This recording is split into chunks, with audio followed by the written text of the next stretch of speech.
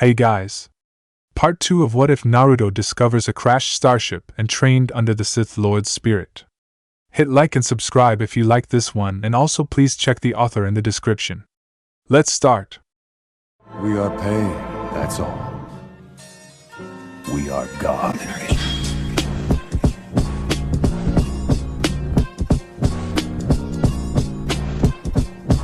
Chapter 4. He missed and couldn't believe it. He actually missed most of the target. That wasn't supposed to happen, at least not to him. A 6-year-old Uchiha Sasuke stood a good distance away from one of the academy training's posts, and was frowning at it. He threw all 6 of his shuriken at once like he always did. He made the same dramatic pose like he always did, and he expected to see the same results as he always had. However, 3 shuriken hadn't even hit the post, another 2 had hit but barely, and the final shuriken hit the post but didn't embed into it. He continued to stare and frown, but it quickly turned into a glare. He ignored the cries of his fangirls as they tried to console him because he didn't completely hit the target. Despite trying to drown out the noise, he could still hear them shouting that he would get it next time. I don't miss, he thought. I'm an Uchiha and we don't miss. After all that practicing, he had done so poorly. He couldn't believe it. Was there something wrong with the shuriken? He thought. The day was sunny and there was no wind to speak of, so it couldn't have been environmental factors. It must have been something wrong with the shuriken, he convinced himself. When he threw the kunai, he might have to aim more carefully if there was something with them wrong too. Standing about 15 feet away was the group of boys in the class. They were all separated from the girls by at least 10 feet and standing quietly while they waited for their turn. Among them was Uzumaki Naruto, who, if one could see his face, had the biggest shit-eating grin. He could hardly contain his own laughter at what he had done. It was just a simple manipulation of the force. Using a very basic application of force push to change the trajectory of the shuriken. He had to be subtle enough that he didn't move the weapons too much. He had used his right hand and faced it towards where Sasuke was aiming but kept the hand at his side.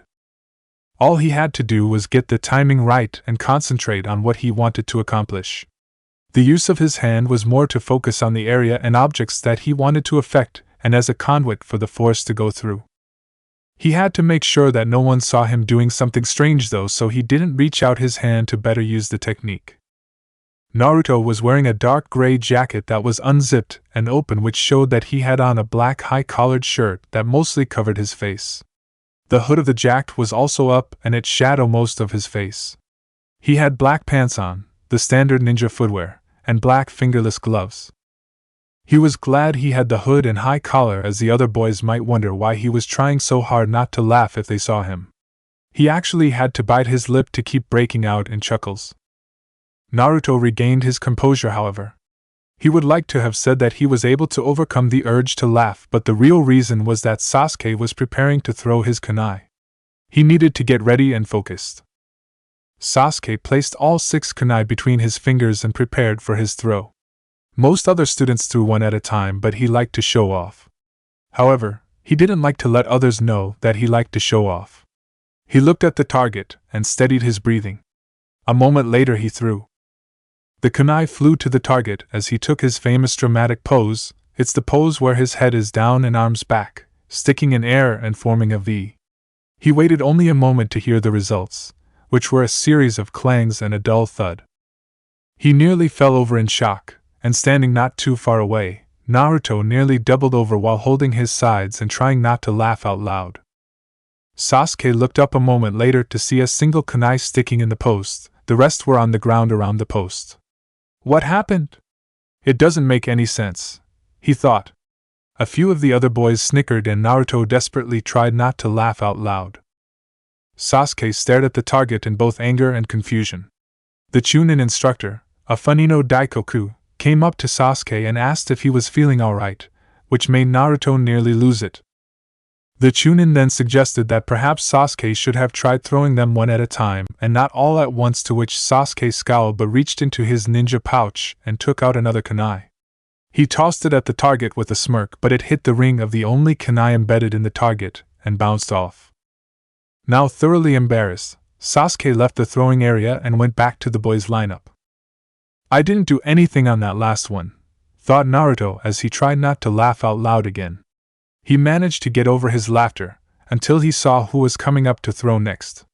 It was Inuzuka Kiba. And now to add salt to the wound, Naruto thought with a devious smirk, that also couldn't be seen. Kiba took his position and started throwing his shuriken one by one. To his astonishment, and everyone else's for that matter, they all hit the target post. It took Kiba a second to realize what he had done before he started shouting in triumph. Many of the girls booed him as they thought it was some type of fluke that he had beaten Sasuke. The now confident and smirking Kiba took out his kunai and managed to get each of them to hit the target as well. While the girls and Kiba shouted again, Sasuke was grinding his teeth together, as he couldn't believe that someone had managed to beat him. He was an Uchiha, and they were supposed to be the best. He had always felt inferior to his brother, but there was no way he was going to be inferior to anyone in this class. Maybe you should take a few pointers from Kiba, asked Sasuke. Said a disembodied voice, and the other boys laughed. Although none of them had thought of it at the time, they didn't know who had said it, and no one would have recognized the voice if they were paying attention. A lot had happened since he had found that starship just over 1 year ago. Plagueyes had introduced Naruto to his spirit form, and after the boy awoke from screaming and fainting, he had assured Naruto that he wasn't a real ghost and had no intention of haunting him. After that was over, Naruto took Plagueyes' holocron in a backpack that Naruto had found in the ship, and they went around Konoha to look for a place to set up a base or training area. Any area that was in the open or near even low traffic was completely out of the question. They investigated the Hokage Mountain, as it contained many emergency shelters in case the village was attacked. Most of the shelters were suitable for training, but if the village were attacked, then the area would be discovered and the village could be attacked at any moment. There was no room that was secluded from the other areas in the shelters. Plagueyes was looking for an area that was no longer used and not even widely known about. They managed to find only one such area inside of the village, which was the backside of the faces on the monument. Though they didn't know it, when the faces were created, the area where the face would go was hollowed out with earth jutsu to provide the materials for form the face. The faces weren't actually carved but created with earth jutsu. This left hollow areas behind the faces that few were aware of and where no one went or used. Naruto already possessed the routine of going up to the top of the Hokage monument heads and watching over the village, so few would think twice if they saw him walking up there. There were several buildings on the top of the monument, but they were set back from the edge a good distance, and tree cover was around. It took a while, but they had found the entrance way into the space behind the faces. It was normally locked, but a small usage of the force from Plagueyes was all it took to gain access. Plagueyes had found the area to be well suited for what he had in mind.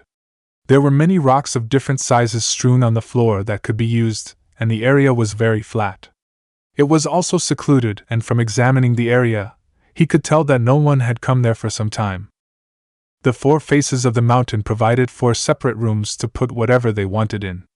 Seeing that it would be difficult to move everything that Plagueyes had wanted taken out of the ship because of the water, they went shopping.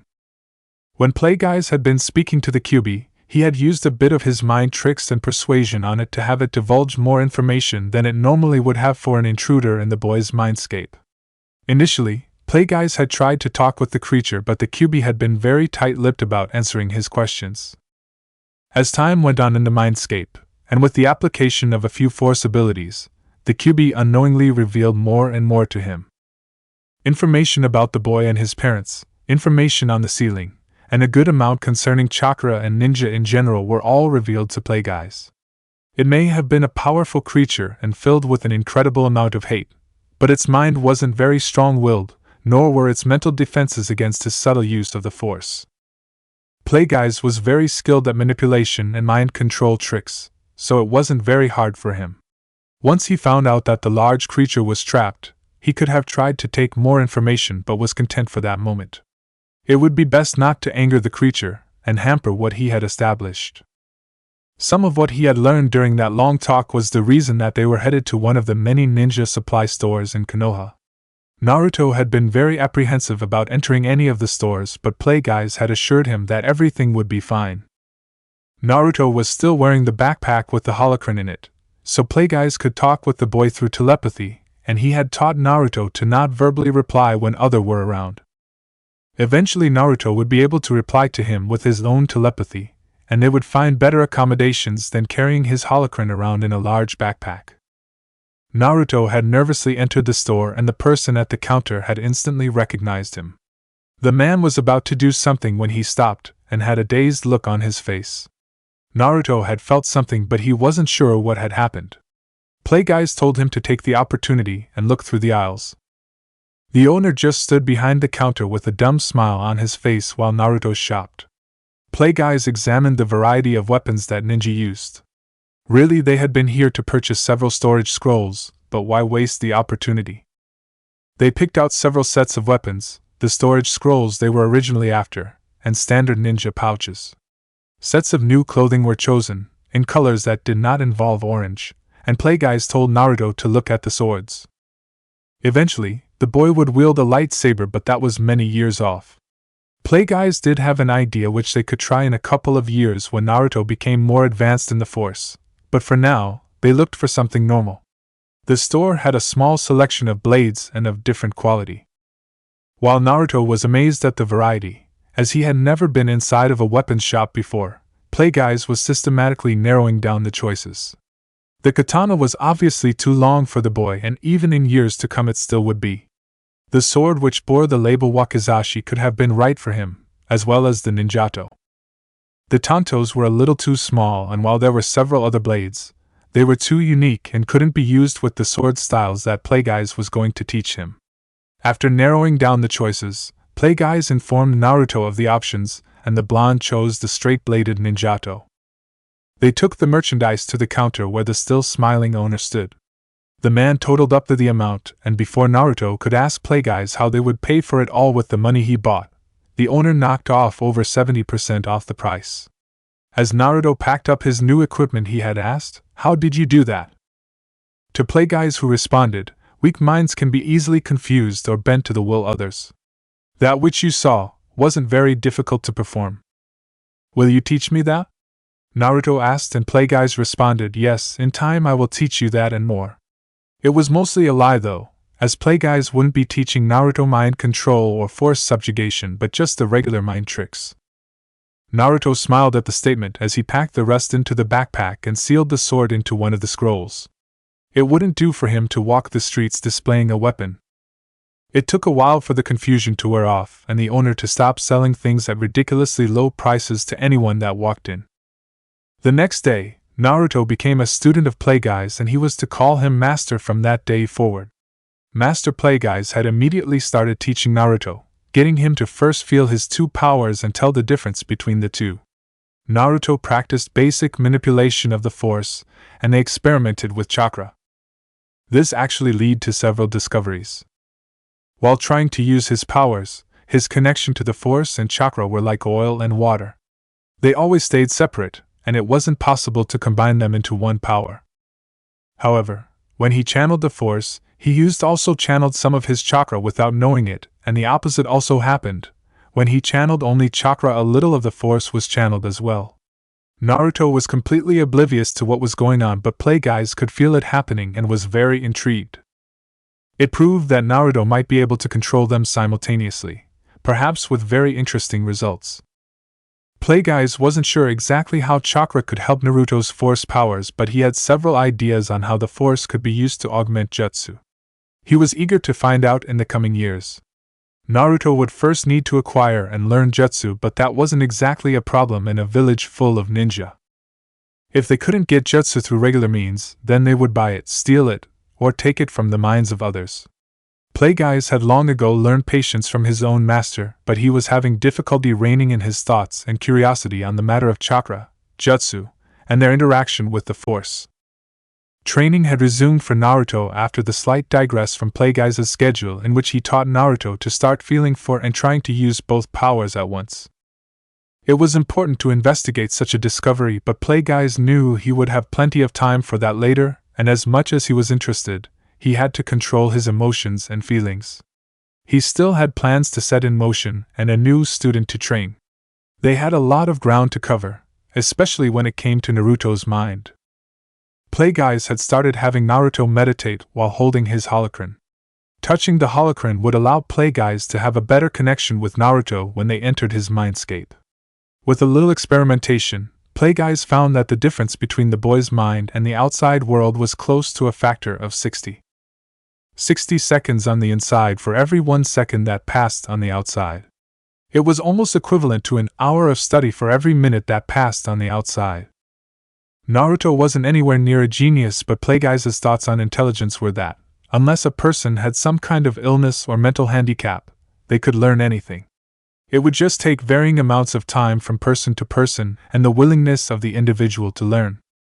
Therefore, he was sure that Naruto could learn everything that he planned to teach him.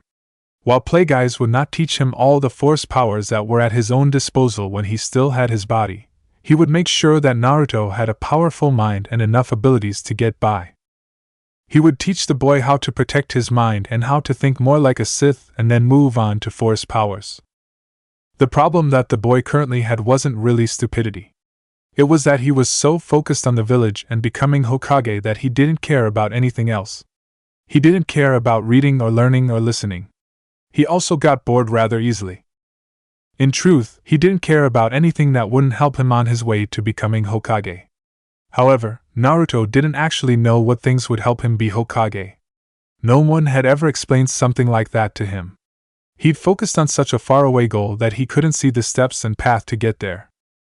The effect made it seem like the boy was at a much lower intelligence because he was oblivious to many things that happened around him, and even some basic knowledge was not known to him.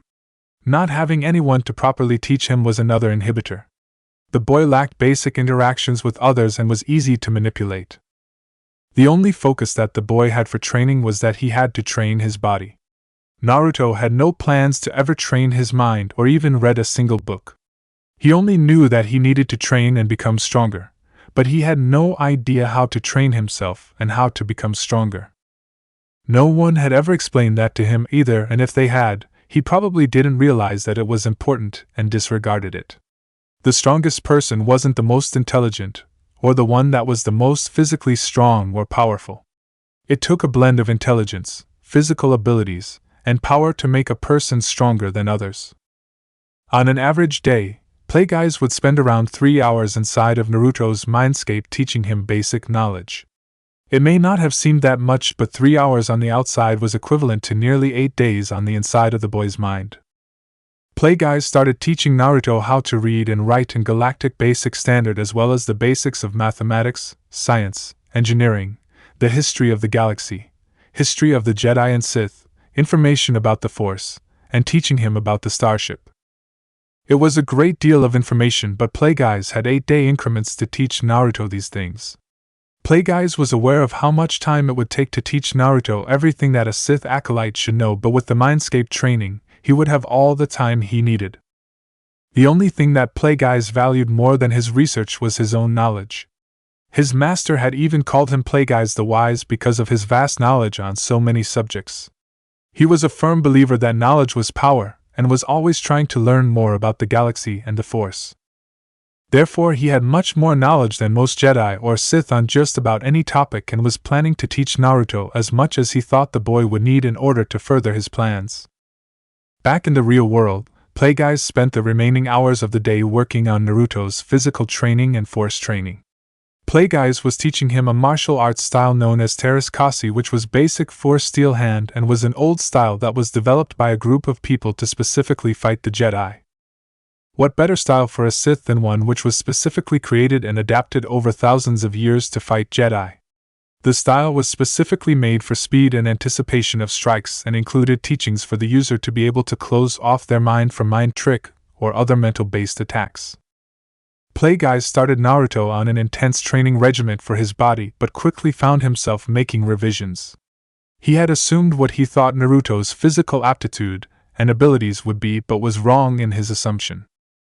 Plagueyes had worked Sidious into the ground while training his student, but Naruto had far more stamina and recovery abilities than what he was used to, and a regimen that he deemed as hard barely winded the boy. He also found that he had to keep increasing the regiment as Naruto kept growing accustomed to the current level of training. Despite the problems, Plagueyes was very pleased with the discovery. In a few years, he believed that Naruto would easily be able to outlast almost any opponent that he faced in the galaxy. Using the ninjato, Plagueyes had started teaching Naruto the basics of several Sith styles of lightsaber combat. The ninjato was a perfect substitute, as it was a straight blade and was the perfect length for Naruto to use. Eventually, Plagueyes might also teach Naruto several of the Jedi styles so he could better combat them if they ever encountered a Jedi in the future. Starting out with just basic manipulation of the Force, Naruto started showing great aptitude for telekinesis. In just a few short months, he was already pushing and pulling objects, and he could make several objects float in the air around him while meditating or doing a handstand. Naruto had very good control over the Force, but he lacked that good control over his chakra. Plagueyes had also worked on stealth and trying to hide both of Naruto's signatures. It appeared that ninja weren't able to sense the fact that Naruto had any other power besides his chakra, or at least they hadn't come across a ninja that could sense it. Plagueyes had decided that he wouldn't teach Naruto in the same way that he taught Sidious. Sidious was taught to hate Plagueyes, and he had taken away everything that his student enjoyed, as well as making him face all his fears while also teaching Sidious to control and harness his emotions. The same training wouldn't be done with Naruto, as Plagueyes didn't want his acolyte to gain too much power and destroy him like Sidious had tried to do. Therefore, he had settled for gaining the boy's trust and loyalty while still working on controlling and harnessing emotions and removing his fears, but to a lesser degree. Plagueyes had no real attachment to the boy, but he was an interesting subject to study and teach. He wouldn't make the same mistakes that he did with Sidious. To better travel and keep an eye on his acolyte, Plagueyes had Naruto get a storage seal tattooed on the skin on the underside of his right forearm. Plagueyes then had Naruto seal his holocron into it when Naruto was going out of their hiding area or out of his apartment. That way, Plagueyes could stay with his acolyte and observe everything that happened while still keeping in contact. Unless the skin that the seal was on was destroyed, Plagueyes would remain safely inside of the seal and Naruto wouldn't have to carry around a pyramidal-shaped object wherever he went. Plagueyes also had Naruto get a customized bracers to wear over his arms to better protect the seal. They were made for someone who was a few years older than Naruto, but neither was planning to get into any fights in the meantime. While sealed in the storage seal, Plagueyes' holocron was technically always in contact with Naruto, allowed Plagueyes to access the mindscape as Naruto if holding the holocron. Plagueyes could also have his spirit move inside and outside of the seal at will. Now Plagueyes was far more mobile as he had Naruto to take him wherever he wanted to go. He also had the same influence outside of the seal as he did when someone was near his holocron. After a year of learning and training, Naruto found that he was already ahead of the students at the academy.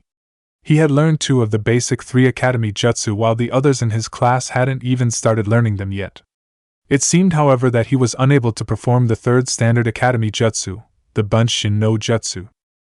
Plagueyes believed that it was a result of Naruto not having enough control over his chakra and the fact that the amount of chakra that Naruto had kept increasing at a much faster rate than anyone else in his class. After much work and meditation, Naruto had been able to create 1 clone, but not any more than that, and he would overload the jutsu, creating multiple flimsy clones or ones that looked dead. Plagueyes planned on finding something else that the boy could use, as they learned from the academy teachings that there were multiple clone jutsus that were more advanced. Plagueyes had been very interested in the substitution jutsu as well as the transformation jutsu. The Force had similar techniques to the henge, but they weren't nearly as easy and simple to use as the chakra-based technique. The substitution jutsu, however, was far more interesting to Plagueyes, as apparently it could allow someone to change places with a nearby object and escape death, or even change places with another person. Such a technique would be incredibly useful to have, and he wished something similar could be done with the Force. That such techniques were considered to be at the lowest level when they could be so useful and easy to use was rather fascinating to Plagueyes. The similarities were also interesting, as 2 of the basic academy jutsu had mirroring techniques with Force users. He was now even more interested to further his knowledge of ninjutsu and perhaps discover what other similarities there were. Plagueyes still wasn't even sure how chakra was produced or affected the body, as the explanation given during the academy had been rather basic and didn't explain anything that was actually taking place inside of the body. Besides those findings, The academy had become rather boring unless the Chunin teacher was lecturing about new topics that didn't involve history. Naruto had already read through all of the academy materials that the students were provided, and on his master's order, had even broken into the academy to find other information and materials to learn from. He didn't end up finding very much though, but learned it all anyway. A visit to the Konoha library didn't turn up anything of interest, as the village apparently separated the civilian and shinobi materials. After some investigation, they had found out where the ninja library was. Interestingly enough, it was in the Hokage Mountain and not far from their hideout. Naruto ventured up the long staircase to the archives but was stopped by a guard at the entrance. Apparently you needed to have clearance from the Hokage or the required ninja rank to get in. Plagueyes hadn't tried to gain access by using any mind tricks on the guard because he could feel if other people were inside and wasn't sure if he could trick all of them before someone noticed and wondered what was going on. It was too risky at the moment. The only other places that he might be able to get jutsu were from the ninja clans or the Hokage, but Plagueyes wasn't about to have Naruto go trespassing and stealing jutsu from them. Naruto had already asked as many questions as he could during class time in the academy. The instructor eventually had told him that he couldn't ask any more questions, especially ones that were so far ahead of the class lessons. Most of the questions were ones that Plagueyes wanted answered, but the information that the instructor was currently teaching was so far behind what Plagueyes really wanted to know that the instructor wouldn't interrupt the lesson to answer the advanced questions. For the most part, Naruto was completely ignored by the Chunin teacher in favor of another student who the teacher was positive were more gifted. That student had yet to really show much potential that would garner such a declaration, and Plagueyes believed it was just because of the clan that boy was from. In fact, Naruto was actually at the top of the class but was purposely being ignored by the instructor in favor of Uchiha Sasuke. While Plagueyes would admit that the Uchiha was talented, the boy had a penchant for showing off and wasn't doing as well as Naruto in all of the academy subjects. The academy's situation was a problem because that meant that they would have to wait for several years in order to gain more knowledge and instruction on chakra and jutsu. While Plagueyes was patient, Naruto had already exhausted all of the knowledge that the academy was willing to provide to someone at his level. In the future, Naruto would be able to either break into the places that had the information they wanted or gain access to them through rank. Since Naruto was already learning at a very accelerated rate, it wouldn't be long before he completely outstripped his classmates, and students ahead of his grade level as well. Plagueyes had thought that Naruto would be noticed as an outstanding student, and arrangements would be made to have him moved into a higher grade to not hold him back. Apparently he was wrong, as the Chunin instructor was a rather weak-minded fool that held the Uchiha clan in very high regard. Instead of waiting patiently, Plagueyes decided to act. Naruto sat in his regular seat at the academy. The room was empty as class had ended several minutes ago. Standing across from Naruto was his Chunin instructor Funino Daikoku, and he wasn't looking very happy. Naruto had purposely gotten into trouble by creating a disruption during class and had insulted Uchiha Sasuke. He knew exactly what buttons to press to antagonize Sasuke, as well as Daikoku, and nearly started a fight between himself and Sasuke. Daikoku broke up the fight and told Naruto that he had to wait after class so he could speak to him about his detention. Daikoku walked up to the desk that Naruto was sitting behind, and before he could go on a tirade about how terrible it was that Naruto had insulted the noble Uchiha clan, Plagueyes struck. Plagueyes' spirit form came up from the floor behind Daikoku, and before the Chunin even knew that something was wrong, Plagueyes' hand extended forward and grasped the Chunin's head. Any words that the instructor had to say were stopped, and his eyes became unfocused. Naruto wasn't exactly sure what his master was doing to the Chunin, but he really didn't care. Minutes elapsed until the man's eyes became focused again. Plagueyes took the short moment of confusion and disorientation that the Chunin experienced to sink back into the floor. Daikoku looked around and noticed Naruto. He smiled and said with a cheery voice, "That will be all, and don't let it happen again, young man." The man then walked out of the room and headed down the hallway. Naruto raised an eyebrow at the Chunin's actions and said in his mind, "What did you do to him, master?" Plagueyes' voice came back clearly in Naruto's head, "I just made a few arrangements. Now come, let us go back to your house and wait to be summoned." Naruto was confused and Plagueyes sensed his confusion, but did not elaborate, and Naruto knew not to question his master, as all would be revealed in time. He packed up his materials and left for his apartment. Naruto didn't know who would summon him, as the only person that would do something like that was the Hokage. Was that where Daikoku went? He wondered. Hokage Tower, 20 minutes later. Daikoku had headed straight for the Hokage Tower after leaving the academy. He knew exactly what the problem with Naruto was and exactly how to solve it. Stopping at the Hokage's secretary, he managed to get an appointment to see the Hokage and only had to wait 10 or so minutes. The secretary informed him that the Hokage was now free and he walked up to the double doors and knocked. Enter. Came a voice inside and Daikoku stepped inside the office. He greeted the Hokage and sat down in a chair in front of the old wooden desk. The Sandaime was rather curious about why the teacher had visited him. He hoped it wasn't about Naruto, as he was already busy enough and didn't need any more of the boy's pranks. Although, now that he thought about it, he hadn't heard about Naruto pranking anyone for a while. What exactly did you need to see me about, Funino-san? Asked the Hokage while he smoked his pipe. He didn't mind a break from his paperwork, and only hoped it was good news. Hokage-sama, I came here to talk to you about one of my students. Uzumaki Naruto. Stated Daikoku seriously. The Sandaime repressed a frown and a heavy sigh. I knew it, he though, and wondered just what Naruto had gotten himself into. And what exactly has Naruto-kun done this time? Asked the Hokage and blew out some smoke away from the Chunin in front of him. Lately he has been acting out in class and I believe I know the reason for it. Stated Daikoku, and the Sandaime raised an eyebrow. He knew exactly why Naruto always acted out but was curious as to why Daikoku would bring it up. I believe that Uzumaki-san is not suited for my class, stated Daikoku, and the Hokage had to suppress a groan as he had thought that he picked a teacher that wouldn't be discriminating against Naruto. But before he could say anything, the Chunin continued, I think he needs to be moved up a grade. Finished the Chunin. To say that the Sandaime was surprised was an understatement. His pipe nearly fell out of his mouth. Several thoughts went through his head as he studied the instructor before him. Is he trying to get Naruto out of his class by moving him forward in grade because he knows that I won't let Naruto be kicked out the academy?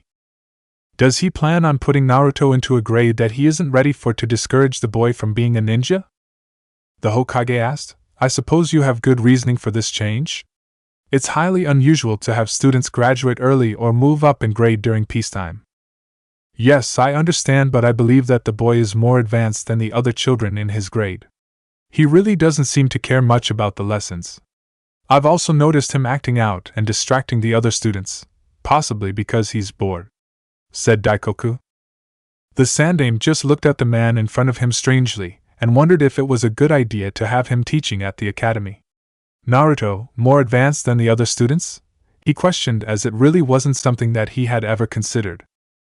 Most of the other students came from clans and were actually heirs or heiresses to those clans, which meant they had training as well as better education than most. The Sandaime never would have expected a teacher to come and tell him something like that about Naruto. He had always known Naruto to be rather slow and having a very short attention span. It made him wonder about the teacher and why he would think such a thing. Naruto had always acted out and tried to get attention, and his limited attention span was obviously causing him to get bored in class, but to be bored because he was more advanced than the other students.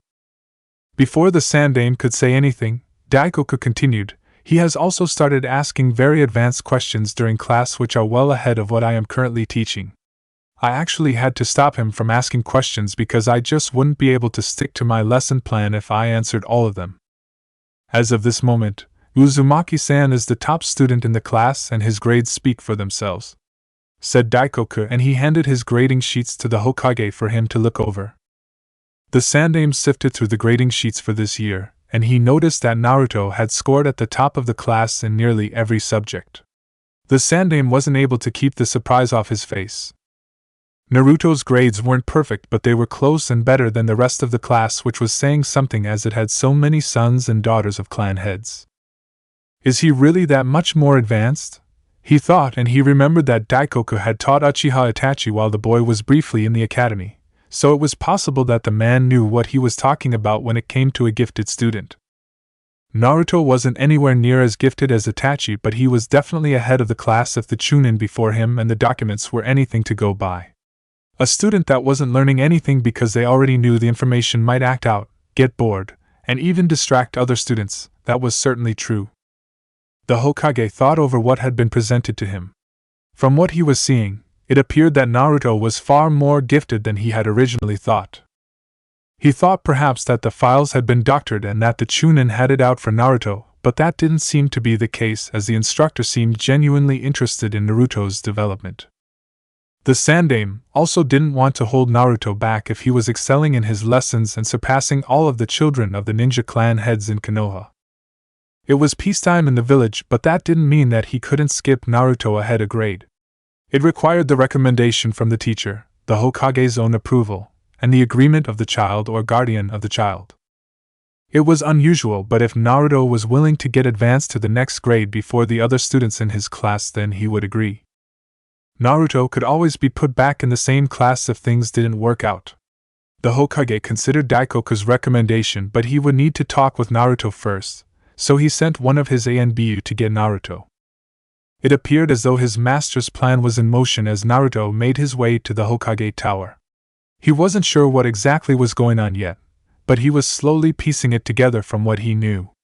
This could be some kind of test from his master, and he intended to figure out as much of it as possible before everything was revealed. Plagueyes wasn't forthcoming at all with any details concerning what he had done to the Chunin instructor, and what was currently going to happen. It was a lesson, and he was trying to teach Naruto to make conclusions off the details provided, and by using the Force. So far Naruto knew the plan involved the academy teacher and the Sandaime. Naruto's first thought was that his master would get the teacher replaced with one who would answer all of his questions. This theory didn't seem correct though, as there could have been numerous ways to get the teacher fired and they didn't involve needing to speak to the Hokage. Naruto hadn't had much interaction with the Hokage since he had met his master. He had met with the Hokage to discuss his entrance to the academy, but only a handful of times after that. Plagueyes had instructed Naruto on the best choice of words to talk to the Hokage, and Naruto had put up the best mask that he could. It wasn't wise for the Hokage of the village to see a change in Naruto's personality, or notice anything strange. The Sandaime also didn't have much time to talk with Naruto as he had been rather busy with village business, especially with the Uchiha clan. Unknowingly, this had worked in Plagueyes' favor as it gave him valuable time to bring Naruto over to his side. Naruto entered the office and sat in one of the chairs in front of the desk. The Sandaime hadn't seen Naruto for a while, and was curious about his change in clothing. Daikoku had informed him that Naruto had become more serious during the months that he had been an academy student. It wasn't until he got bored that he started goofing off and distracting the rest of the class. The clothing certainly made Naruto appear as a ninja and much more professional, despite that he was a first-year academy student.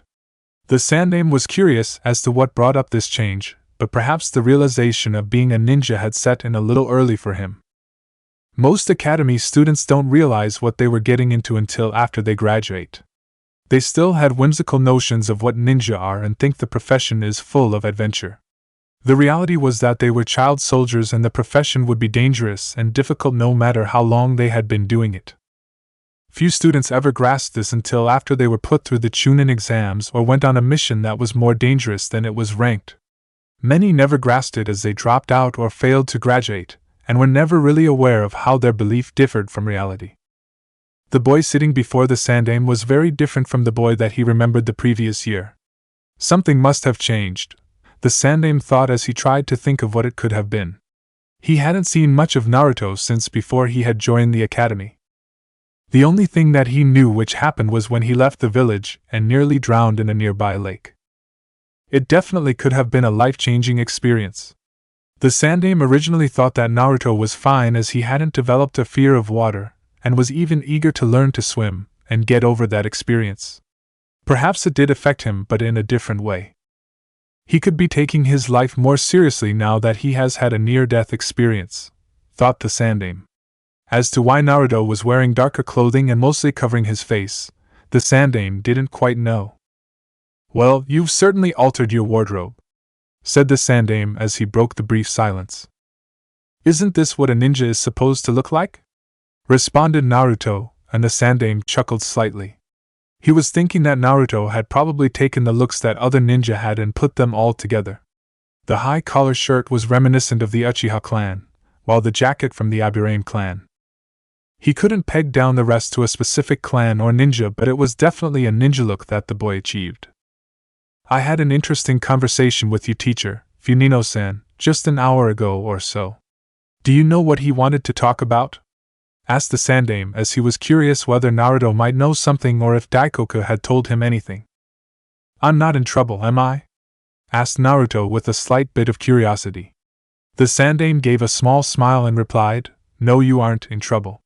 He came to tell me that you are at the top of your class and excelling at nearly all your subjects. He had nothing but good things to say about you. During class he only ever has good things to say about Sasuke. Naruto blurted out, and he could feel a mental nudge from his master, as that had not been a very good thing to say. Plagueyes wasn't going to actually talk to him, as that might divert Naruto's attention. The last thing they wanted was for the Hokage to think that Naruto was hearing voices. The Sandaime nodded at the response from Naruto and thought about why that was. It could be that he doesn't want to alienate himself by supporting Naruto. It does seem strange that he would favor one student and not the student that deserved it, thought the Sandaime, and he picked back up the grading sheet. Uchiha Sasuke wasn't first in the class or even second when considering overall scores. He was actually in third place with Aburame Shino and Yamanaka Ino tied for second place. The coveted Rookie of the Year title was given to the top student in the class, but it was weighted more heavily with practical ninja subjects, counting more than the theoretical. Considering the weighting factor, Naruto was still first place with Sasuke and Ino tied for second and Shino in third place. Naruto definitely had a small gap between himself and the other top students in the class. Looking back to Naruto, he noted that the boy was more patient than he had known him to be, but still wasn't able to sit still in the seat.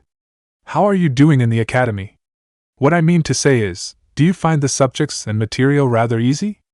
Asked the Sandaime seriously. Naruto thought about what was said for a second and started figuring out why he was really there. Plagueyes stayed silent as he waited for Naruto to put everything together. Well, it's kinda boring. I've already gone over all of the material for the rest of the year and I've tried to ask questions about more advanced stuff, but the teacher won't answer them anymore. I tried to find some more information at the library, but they didn't have anything and I couldn't get into the ninja library, said Naruto absent-mindedly. The Sandaime thought about this and was surprised that Naruto had tried to find more information about being a ninja. He didn't think that the boy had ever set foot in the library, but apparently he was wrong. Thinking it over, the Sandaime concluded from both the teacher and the student that Naruto was more advanced than the other students in the class. It didn't seem right to hold him back if he wasn't learning anything, as he didn't want Naruto to get discouraged at a young age. I know you've only been in the academy for a couple of months, but how would you feel about skipping ahead a grade? You would be given all the materials but would have to catch up to the rest of the class because they would be ahead of you. What do you think, would you like to skip ahead? The Sandaime asked. Naruto just smiled behind his collar. It seemed that this year was going to be more interesting than he had originally thought. Chapter 5. 2 years have passed since the previous chapter. Naruto is 8 years old. Sitting in a tree and spying through a set of third-floor windows was an 8-year-old Naruto. He could see that the first exam was just about to end. The genin that didn't make the exam were filing out of the academy as they wouldn't be able to proceed to the next stage of the Chunin exams. Naruto was gathering information because his master wanted him to infiltrate into the second stage of the Chunin exams. He was wearing a larger coat than he wore 2 years prior, but other than that, had on the same clothing style as before. The second stage of the Chunin exams was a battle between teams in Training Ground 44, which was also known as the Forest of Death. Plagueyes wanted Naruto to sneak into the exams in order to obtain a scroll from one of the genin teams that was trying to pass. Each team was given single scroll of a set, and they needed to get one of each scrolls to pass the exam. They had 5 days in the forest to do this, and they couldn't open the scrolls. Naruto knew that his master was testing him to determine through a real-life situation where Naruto's skills were at. The test was also a chance to gain valuable information and fighting experience. Although the participants in the exams were all genin, they still had many different jutsu and techniques that could be useful. His master had recently taught him a force ability that could be used to take knowledge from another person. All Naruto would have to do was find a genin squad that might have jutsu and defeat them. If he killed them, he wouldn't be able to gain much knowledge from them, so he had to knock them out and keep them alive. He planned to use stealth and cunning overpower to defeat 3 genin. That was the reason why Naruto was spying on the participants. He wanted to determine which ones would be a good target and might have jutsu that he could use, as well as get an idea of weaknesses. It never hurt to gain as much information as possible.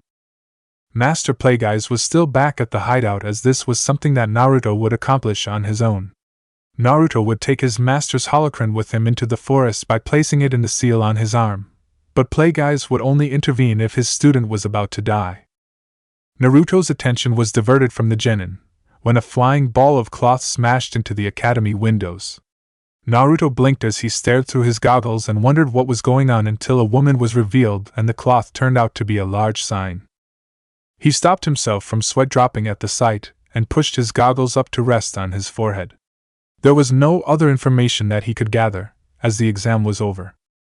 Naruto was actually quite a good distance away from the academy, and was using a pair of goggles that he himself had created. They were an interesting piece of technology that he had crafted from a very large pair of electro-binoculars that were in the spaceship. He had taken the binoculars apart to find out how they worked, and then combined the technology with a pair of smaller and lighter goggles to make something that was better than both. They were light and easy to use while being just as good as the electro-binoculars, with the same vision and magnification power. With a little modification to the power source, he had made them powered by a chakra battery, which were commonly sold in ninja villages, and converted chakra from the user into electricity. He had found the original electro-binoculars far too heavy and bulky for his use, so he created his own pair using all of the knowledge and teachings that he had learned from Master Plagueyes. Naruto had asked his master why the binoculars were so heavy and large if the technology of the galaxy was so advanced. Plagueyes responded that they were large because they had to accommodate numerous species, and if they made them too small, then the company wouldn't be able to sell them to so many customers. As for the weight, he explained that they were incredibly durable and that people didn't buy something unless it was a little heavy, as it could be a knockoff brand or just rather cheap. Naruto had accepted the explanation but still thought it was odd. Technology was supposed to get smaller and lighter, not the other way around. He was very satisfied with his new goggles, though. He was just about to leave his spot in the trees and prepare for tonight, when he both felt something and saw something out of the corner of his eye. It was a Konoha genin sitting against a fence a little ways away from the academy. He was talking with a jonin, possibly his sensei, and had probably just failed the exam. The boy looked rather down, and Naruto really didn't care, but something the jonin said had gotten quite a rise out of the genin. Naruto could feel the boy's emotions through the force. He felt elation, surprise, and hope. Now curious, Naruto pulled his goggles back down and focused on the scene.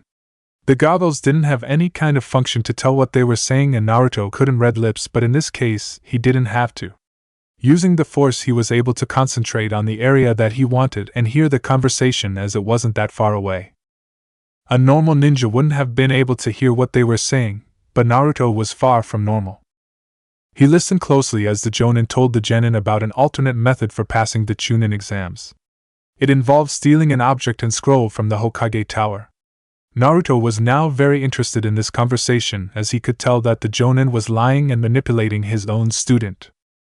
Not only did the student believe him, but he was ready to steal those objects from the Hokage to prove himself.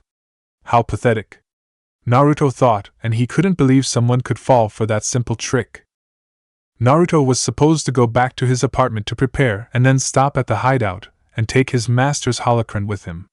However, this new information was too good to pass up, and he made a change in plans.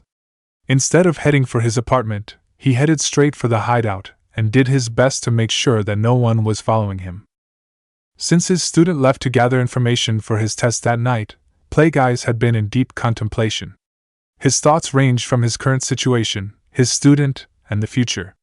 Unfortunately, his current situation hadn't changed very much in the past 3 years. He was out of the Starship though and learning all that he could about ninja and the mysterious energy known as chakra. By sending Naruto into the Forest of Death to retrieve a scroll from a genin team, Plagueyes planned to see just what kind of level that his student was at. It was difficult to tell as he, without a body, was unable to test his student himself. It could be incredibly dangerous since Naruto would have to go after a squad of genin and not individuals. That was one of the reasons why Plagueyes would go with him. He would be there to protect his investment, but not to give any advice to his student.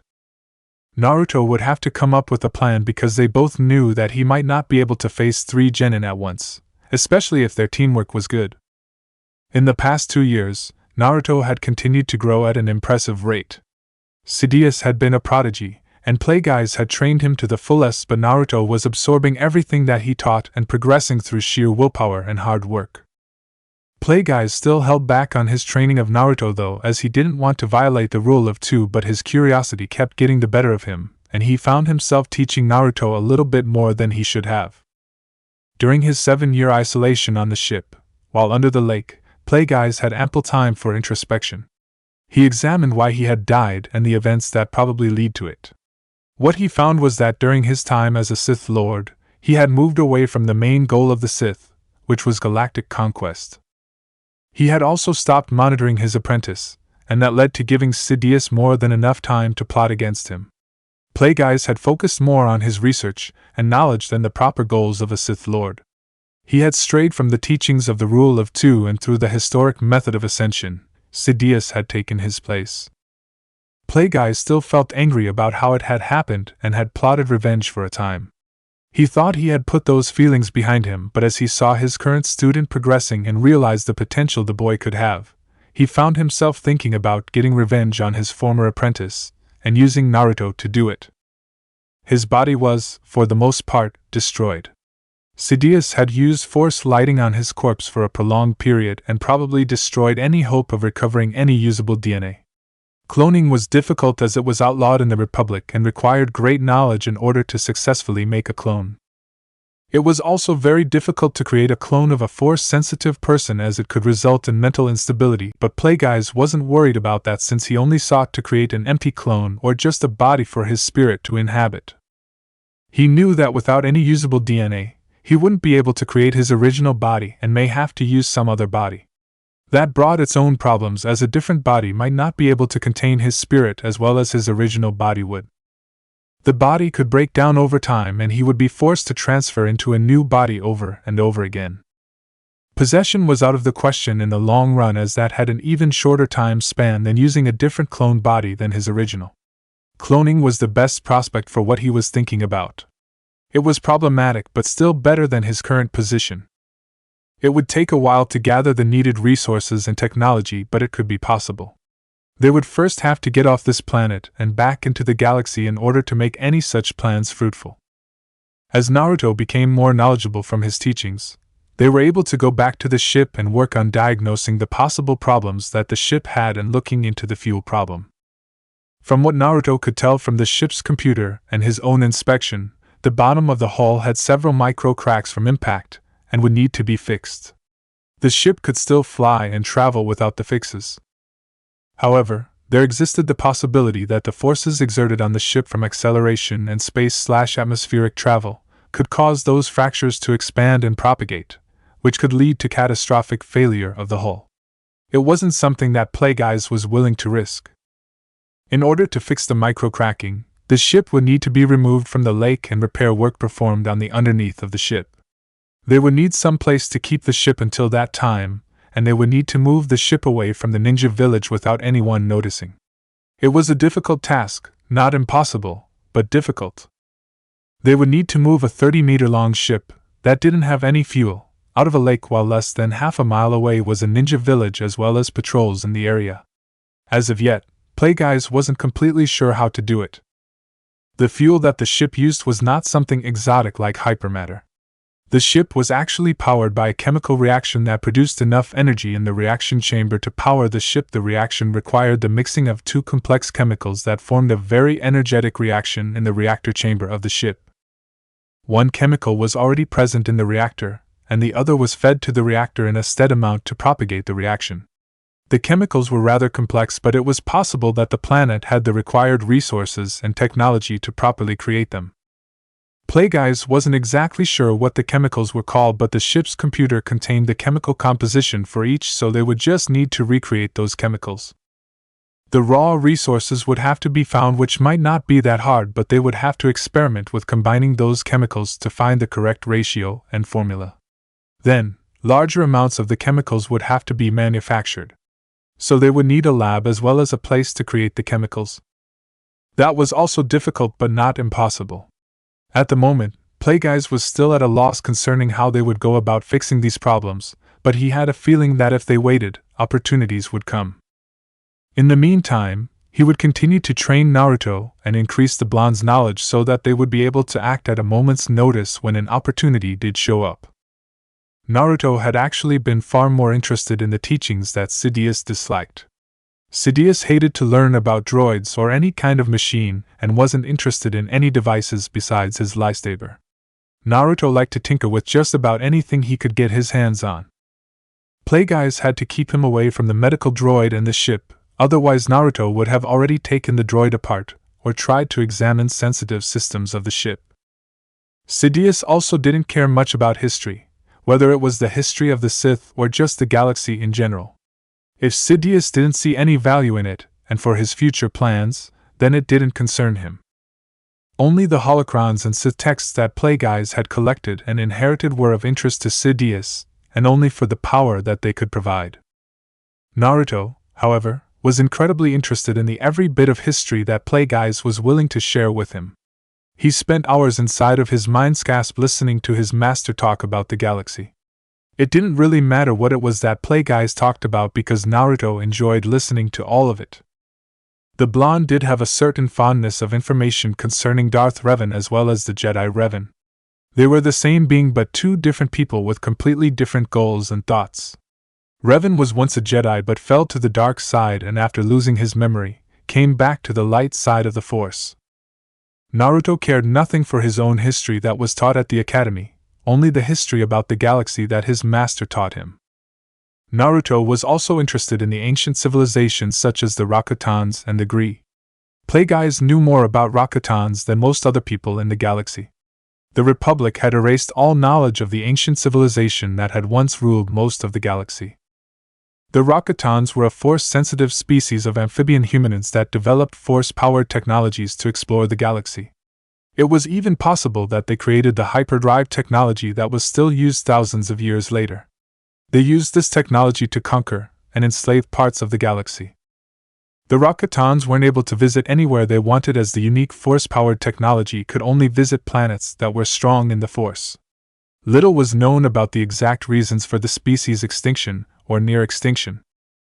At some point, they were apparently no longer able to use the Force and lost all the planets they had conquered.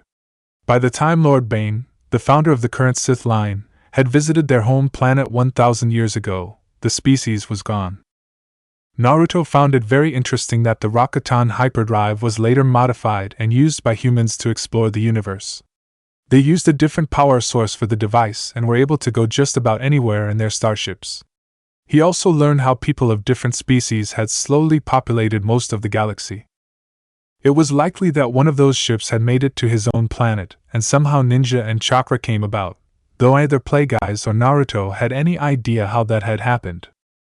The Gree were another ancient civilization, only they were still around but had lost most of their technology.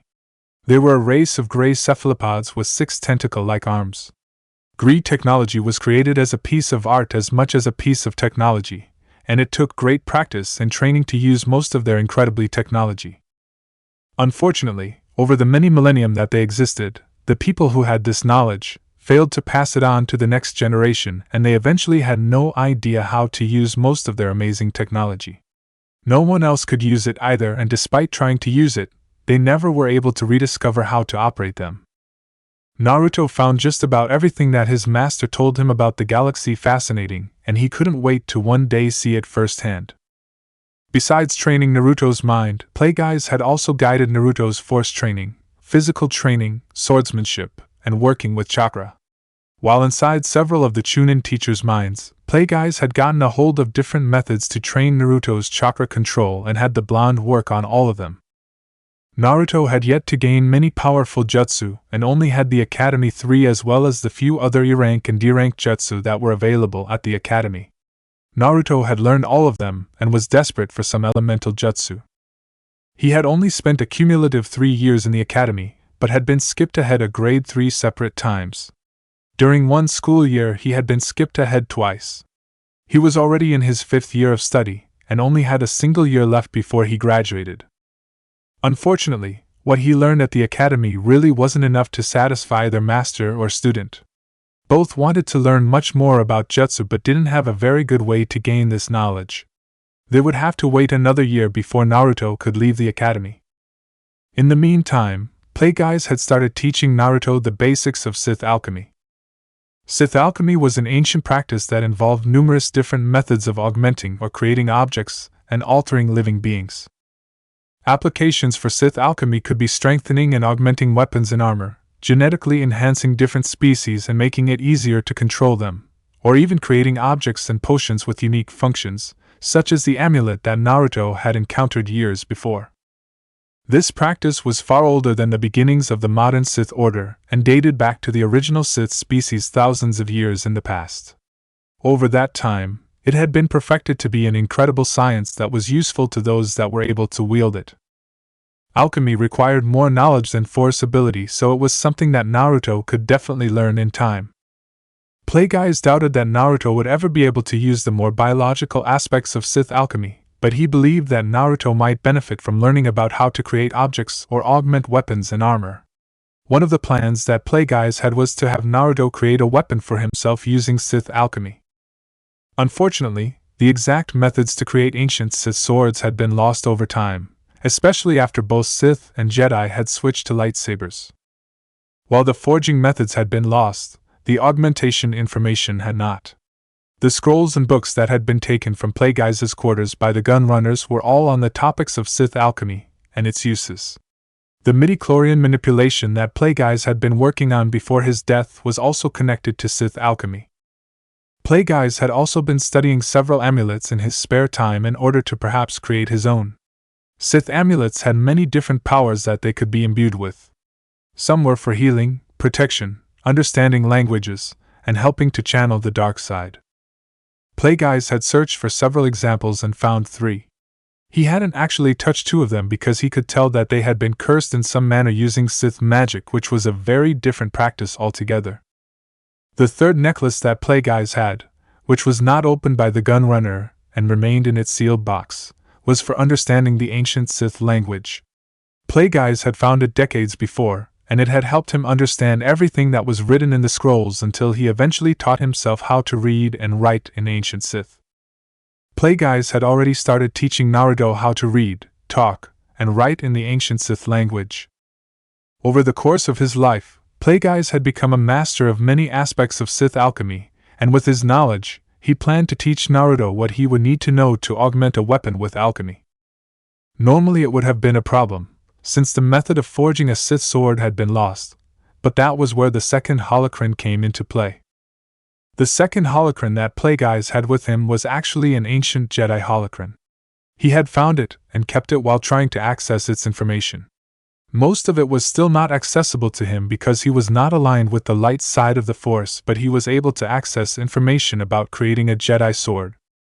Before the Jedi used lightsabers, they actually forged swords using metal, a furnace, and the Force. They had the same connection to those blades as they did lightsabers, and the blades were similar to those made by the Sith. Eventually both sides stopped using swords in favor of lightsabers, but Plagueyes always had a fascination with the archaic and at one point had wanted to make a Sith sword or at least something similar to it.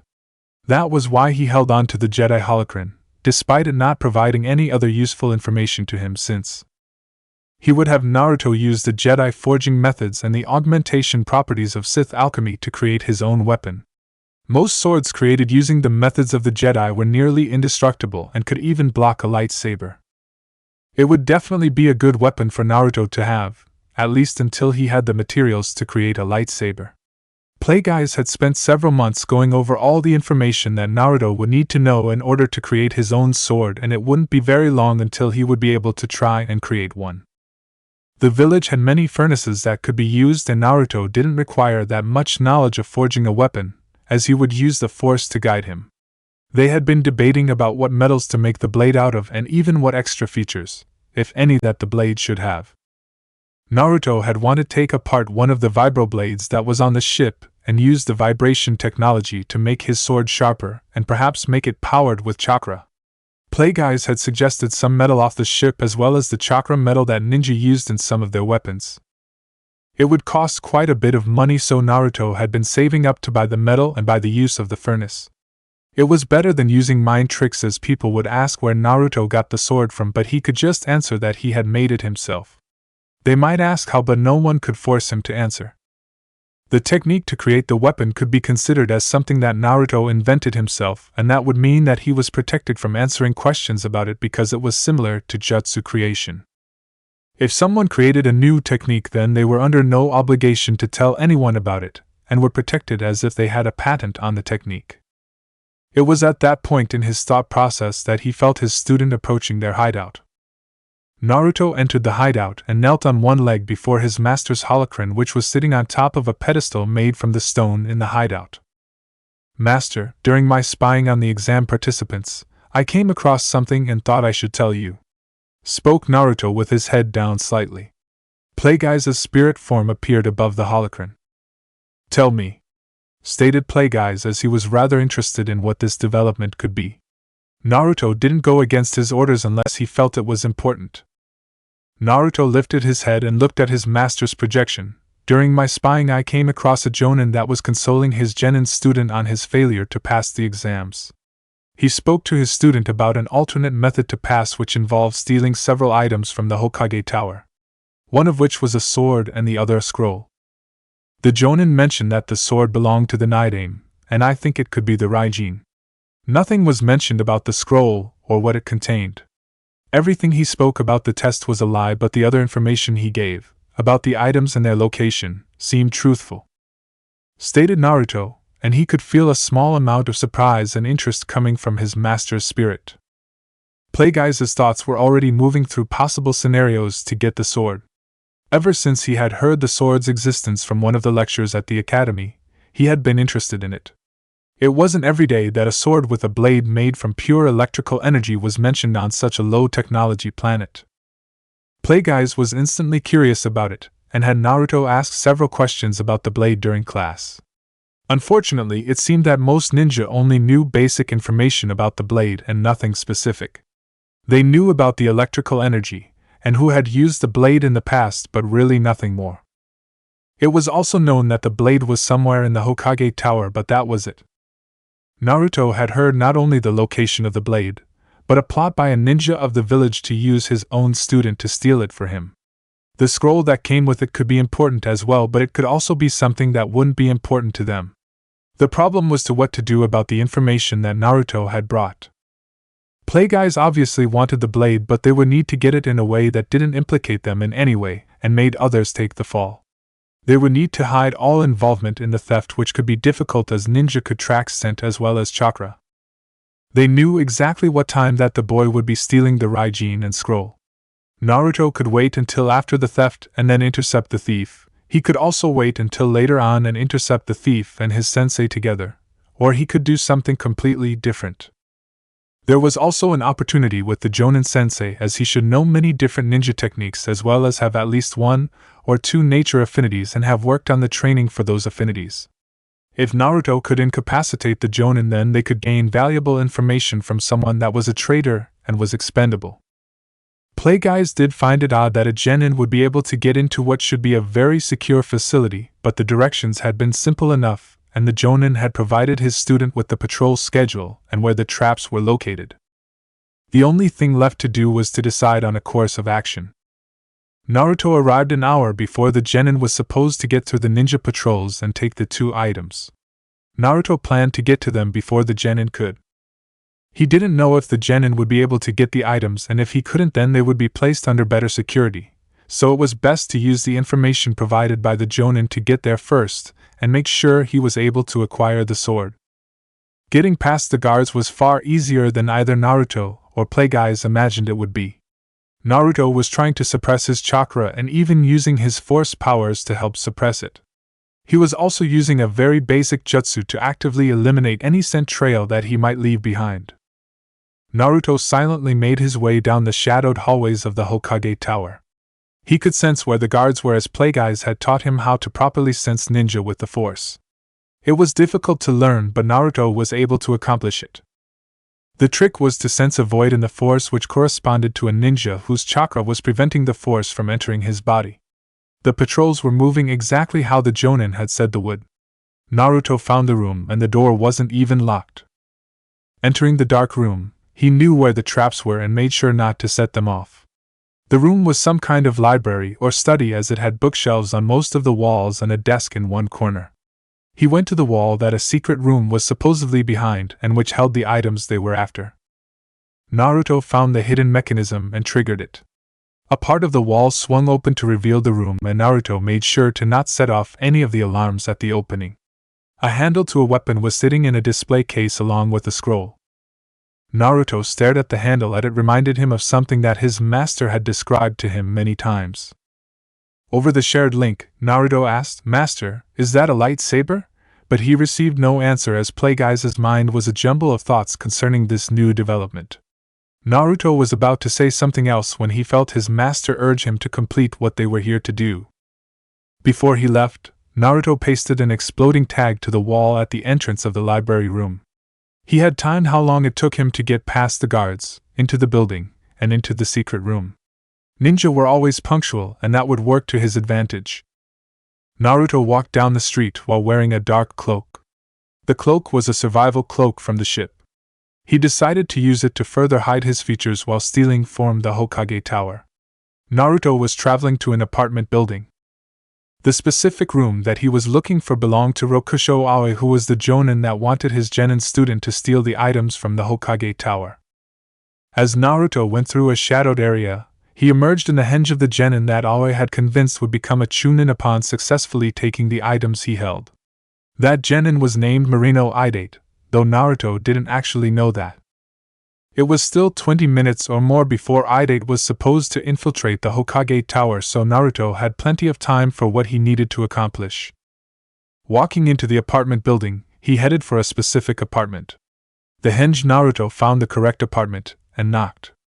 It took a moment before Aoi answered the door and came face to face with his student, who was supposed to be stealing a scroll and sword for him in just a little while. Aoi was of average height with green spiky hair and blue eyes. He was rather surprised to see his Idate at his home when he opened the door. Did he back out? Has he figured out the test was a fake? Aoi thought as his arm went for a kunai behind the door. If his student wasn't going to steal for him, then he would have to silence his student and make sure no one could find out about his treachery until it was too late. Before Aoi got the chance to get to the kunai, Idate held up his hand as if to say stop, and Aoi was launched back against the wall in his small apartment.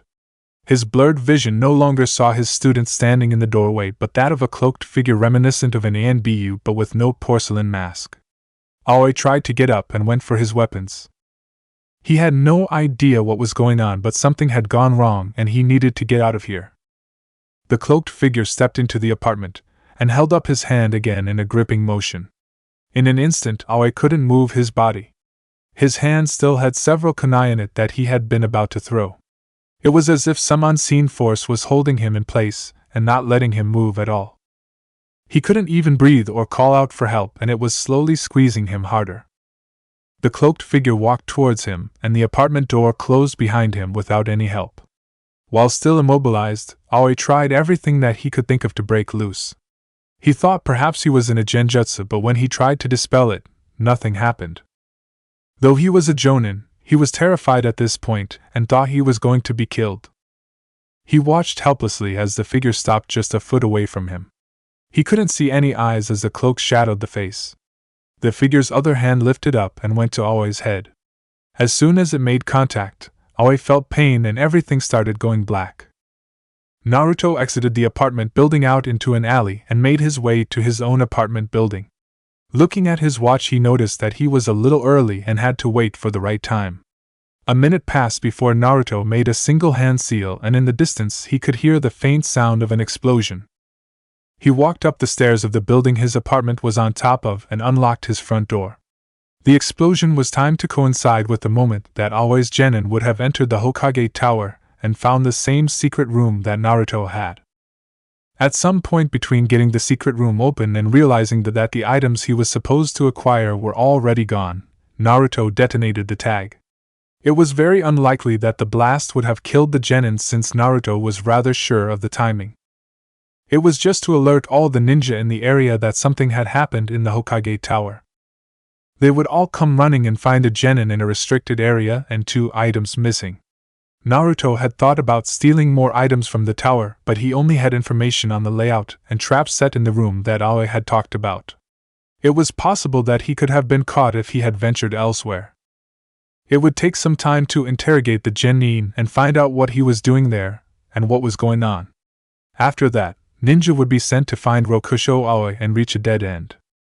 Naruto took off the cloak and hid it, along with the sword, scroll, and several other items taken from the Jonin's apartment, inside of a secret compartment that he had created in his apartment.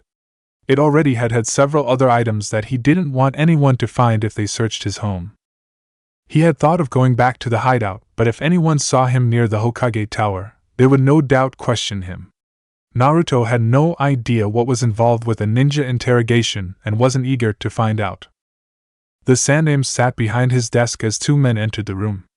One of them was Marino Ibiki, older brother of the genin that had been caught not 20 minutes earlier, and a high-ranking member of the ANBU Torture Interrogation Division. The second was Yamanaka Inoichi, the head of the ANBU Torture and Interrogation Division. It was technically a conflict of interest to have Ibiki work on a case concerning his own family member, but the man was known for being a professional no matter what the circumstances were. Were the items recovered? Asked the Hokage as he wanted answers concerning who had stolen a priceless artifact that had belonged to the Nighting. Inoichi stepped forward and said the items were not recovered, Hokage-sama. I have confirmed with a mind walk that Marino Idate was told by his Jonin sensei that he could pass the Chunin exams through alternate means. His sensei, Rokusho Aoi, told him where the Raijin and scroll were and how to get to them. Idate then infiltrated this building and attempted to steal the items, only to find that they were already gone. Then he was supposed to throw us off the trail, giving Rokusho-san more time to escape. Asked the Hokage as he believed that Aoi had taken the items earlier and created a distraction in order to buy himself time to leave the village with the sword and scroll. I'm afraid not. The ANBU found Rokusho-san in his apartment, unconscious. It appeared as though there was a struggle, but there were no signs of forced entry to the apartment, and no one seems to have heard anything out of the ordinary. The Raijin and scroll were not found at the scene, and there was no evidence that Rokusho-san ever had them in his possession. It's possible that Rokusho-san knew his attacker and allowed him entry to his apartment, or the attacker entered through other means. Rokusho-san looked as though he was ready to go on a mission, but he wasn't scheduled for one. His bank account was emptied the day before, but we didn't find any money in the apartment or on his person. We took him back to HQ to delve deeper into the theft and what his involvement really was. Upon further investigation, with a mind walk, I was unable to find anything further, stated Inoichi seriously. The Hokage raised an eyebrow, as it wasn't often that Inoichi wasn't able to find anything. Unless Rokusho was dead, then he should have been able to find something. Inoichi saw the confusion and elaborated. I attempted to enter his mind but found nothing. Nothing? The Sandaime asked in a confused voice. Yes, Hokage-sama. I entered his mind and found nothing. No memories and no information of any kind, stated Inoichi, and the Sandaime could tell that the findings had surprised the clan head. So his memories are gone. What would cause that? The Sandaime asked while trying to think of any techniques that he had heard or come across that could do something like that. I'm not completely sure. While my clan does have knowledge of how to extract information, we don't have many techniques that can implant or erase memories. I can think of one forbidden technique that would completely erase a person's memories, but this would cause debilitating damage to the brain and leave the subject comatose. In this case, Rokusho-san is completely fine, apart from having no memories. He can still function and could relearn all that he has lost. I don't really see him as an enemy of the village anymore, said Inoichi. The Sandaime thought about what had happened and said, "Do you have any other information to report? Did the search teams find anything?" "No, Hokage-sama. I really don't have much else to say. From what we can tell, no one entered or left the village, and we had several teams search the surrounding area for any signs of a fleeing person but found nothing. It's obvious that there was a third person that Rokusho-san may have been working with, but we can find no evidence of anyone else. Ide-san has no knowledge of another person, just his sensei," finished Inoichi. The Sandaime sighed as a memento of his sensei was now gone. The Raijin was a rather famous sword but hadn't been used for decades. He was angry that it had been stolen, but even angrier that whoever it was that stole it had eluded everyone in the village. Not only that, but there was no one to punish for the theft. No one could be placed in the bingo book since they had no information about who attacked Rokusho. Marino Ide was only guilty of trusting his sensei, and Rokusho Aoi was no longer in his right mind or even had a mind anymore. It was a dead end. Any plans for Naruto secretly entering the Chunin exams were put on hold for another time. The sword, scroll, and all the information obtained from Rokusho Aoi's mind were far more important than anything else during the following day. It was a weekend, so Naruto didn't have school and could spend most of his time in their hideout. Plague Eyes had been left sealed on Naruto's arm and had spent the night sifting through all of the information that Naruto had ripped from the Jonin's head. Drain knowledge was a force technique that Plague Eyes had taught Naruto specifically for what it had been used it for the previous day. Naruto had taken bits and pieces of a variety of different topics. For those who had not mastered the technique, it is very possible to destroy the memories of the subject it is used on. In this case, it was done on purpose to hide any involvement with the theft. Aoi wasn't a ninjutsu user but did know the basics for learning water-nature affinity. Naruto was eager to start learning. Unfortunately, the Jonin didn't know any water jutsu. He also knew very little about genjutsu, nothing more about the illusions than what Naruto had learned in the academy. Aoi had mainly used weapons and poison. The poison knowledge was valuable to Naruto as he now knew how to prepare several different types of poison from local plants. Besides that knowledge, Aoi knew several things about Konoha itself that neither Naruto or his master were aware of. The village apparently had a barrier surrounding it to detect anyone entering through any means other than the village gates. Plague Eyes was rather interested in the barrier system as he had never seen anything like it that didn't involve sophisticated sensor equipment that could be fooled. The barrier didn't have many weaknesses to it, and Aoi knew the password to get through it. Now Naruto knew that password. All in all, Naruto had learned many useful things from the Jonin but was left wondering something. He simply couldn't determine how Rokusho Aoi had been promoted to Jonin. The man wasn't really that dangerous or powerful and had very little in the way of ninjutsu, genjutsu, or even taijutsu. The only thing the man could use were weapons and poison. Somehow that had been enough to get him promoted.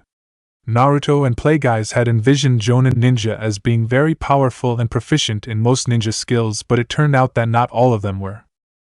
It made them rethink their previous notions and plans to take jutsu from the Konoha ninja library, as it didn't seem that difficult anymore. Furthermore, Naruto had managed to break into a building that was supposed to be one of the most secure in the village and stole 2 items from it without being caught. The traps that Naruto had bypassed weren't that difficult to notice or get around. After analyzing what they had found the previous day, they would have to reconsider several old plans that they the previous believed were too difficult to accomplish.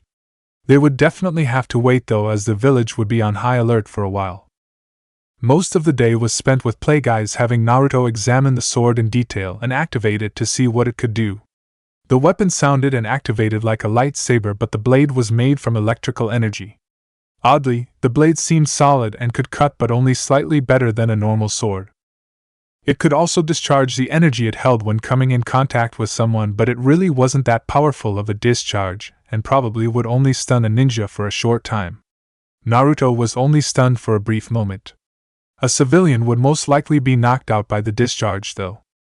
Naruto couldn't examine most of the blade because he couldn't find a way to open it up and see what was inside.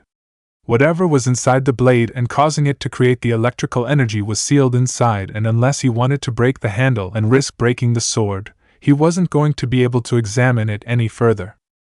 From preliminary investigation, Naruto concluded that the sword had a few interesting features but wasn't nearly as good as what Plagueyes told him a lightsaber was.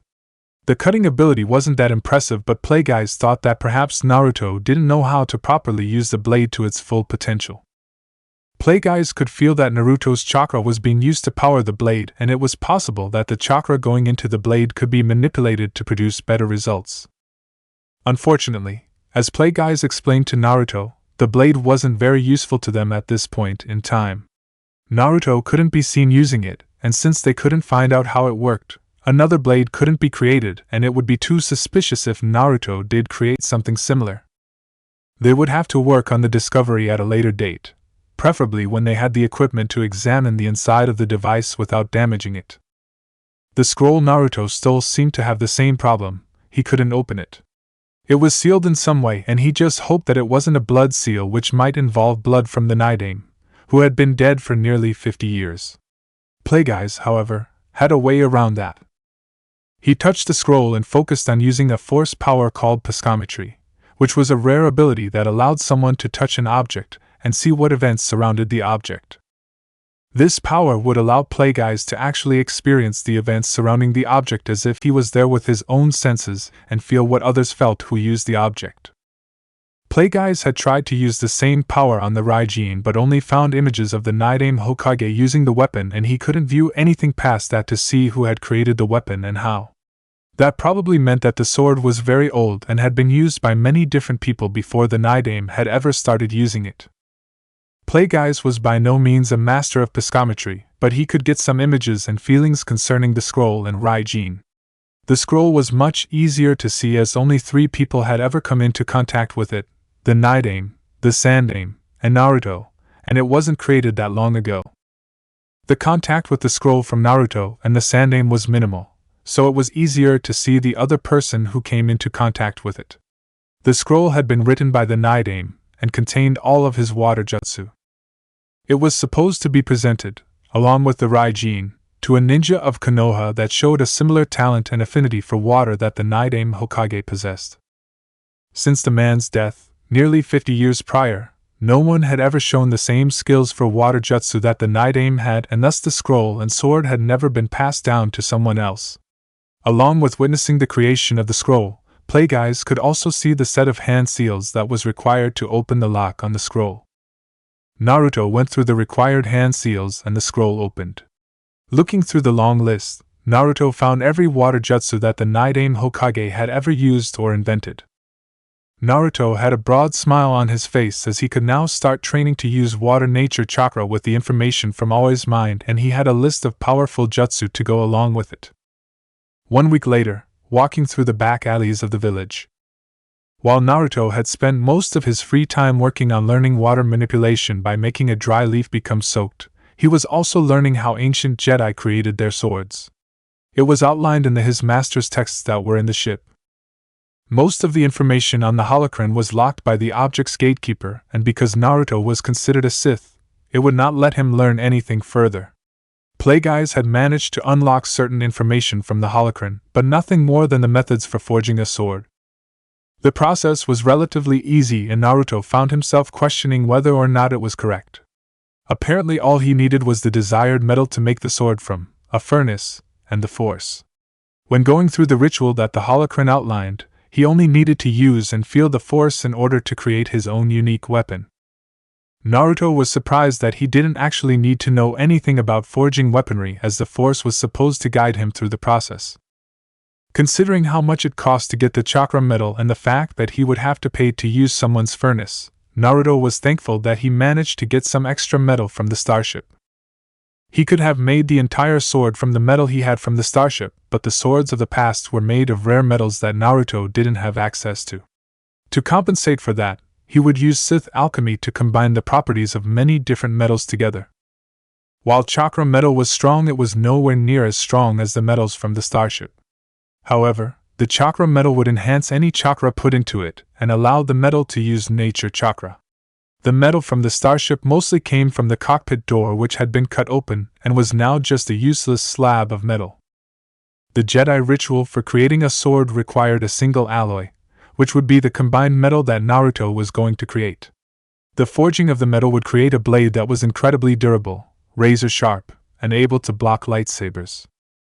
Naruto also had a Sith ritual that could be used to make the blade even stronger, help it retain its edge, and even act as a focusing point for his dark side powers and perhaps even amplify them. The single blade would be a merging of several different methods and rituals to create a very unique weapon for Naruto. Plagueis was rather interested in what the outcome would be. He had never seen a Sith sword before but had read many different texts concerning them. Naruto only had enough money for the chakra metal and to use the furnace, so he would only have a single attempt until he managed to get more money. He was rather nervous as he had never performed any kind of ritual before or forged a weapon.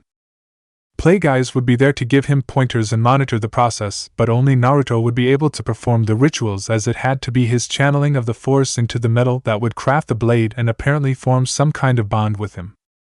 Plagueis had no idea what the addition of chakra and chakra metal into the process might do or what the final result would be.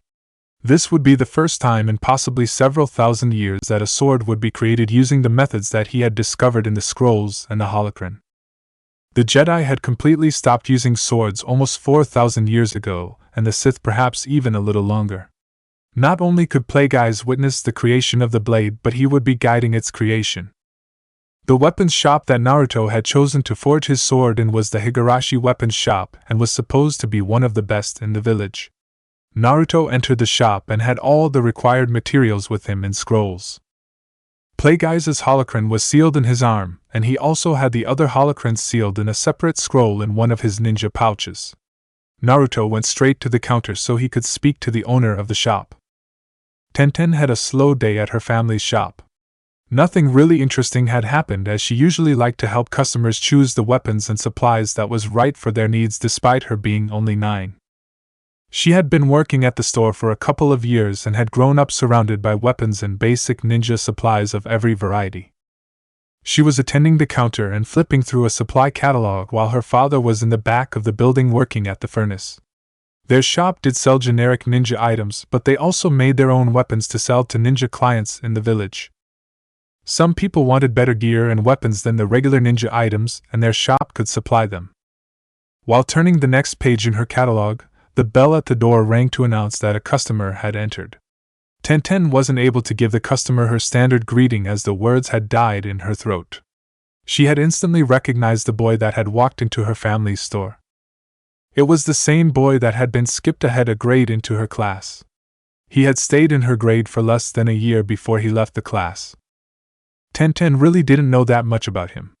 He was always quiet during class, had no friends, and didn't try to make any friends.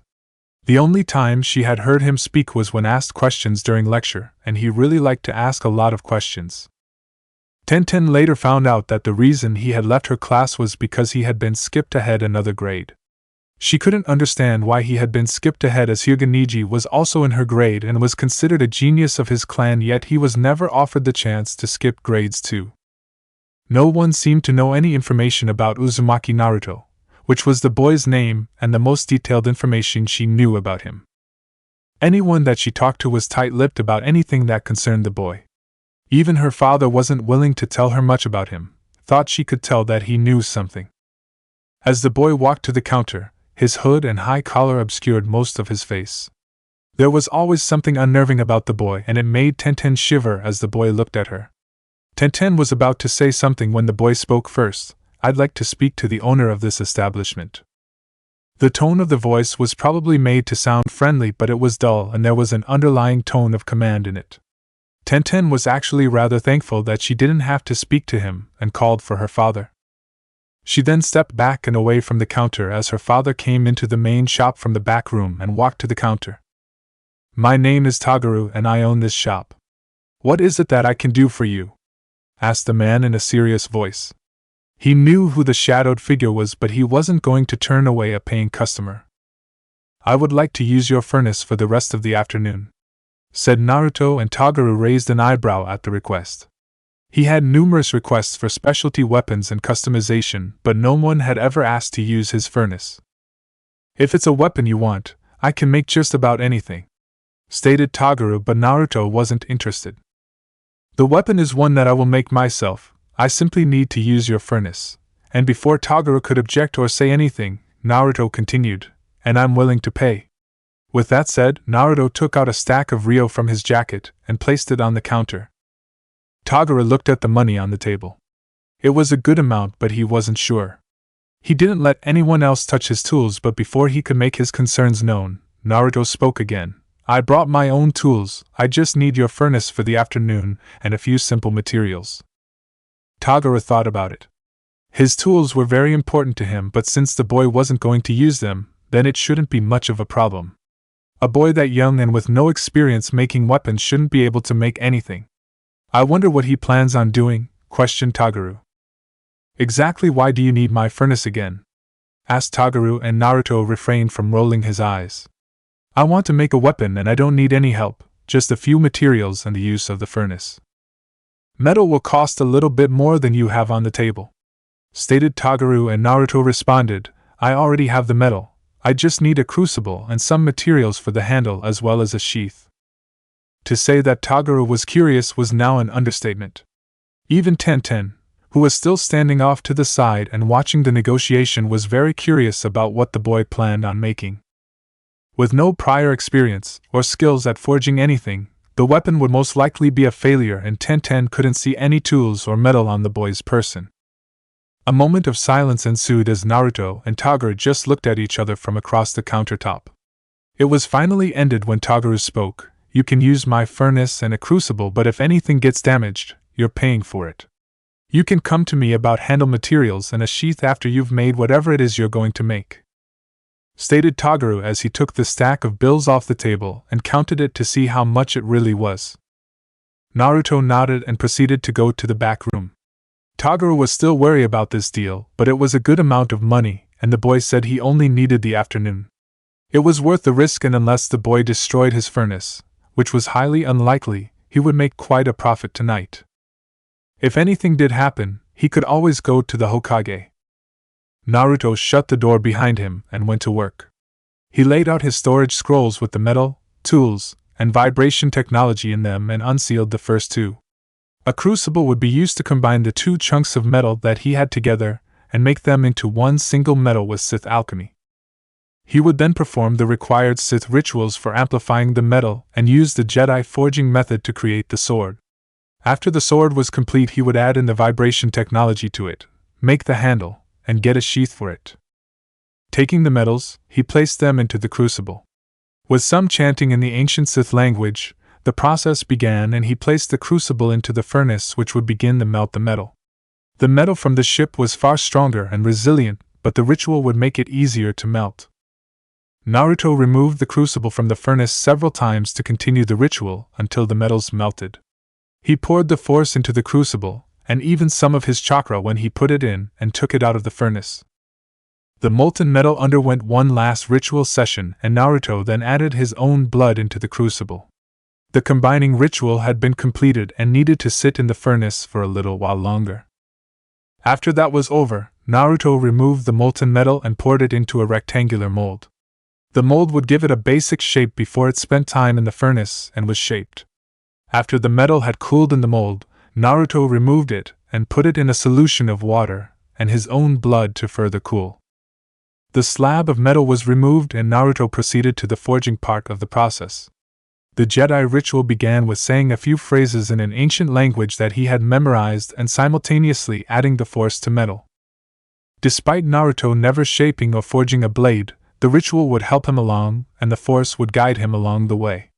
Naruto had to mediate with the metal for a given amount of time, and create a bond with the metal before he made it into a sword. Naruto had used the force to force air into the furnace and make it much hotter than normal. The rituals he used also seemed to enhance the flame. He placed the metal bar into the furnace and let it sit for a while.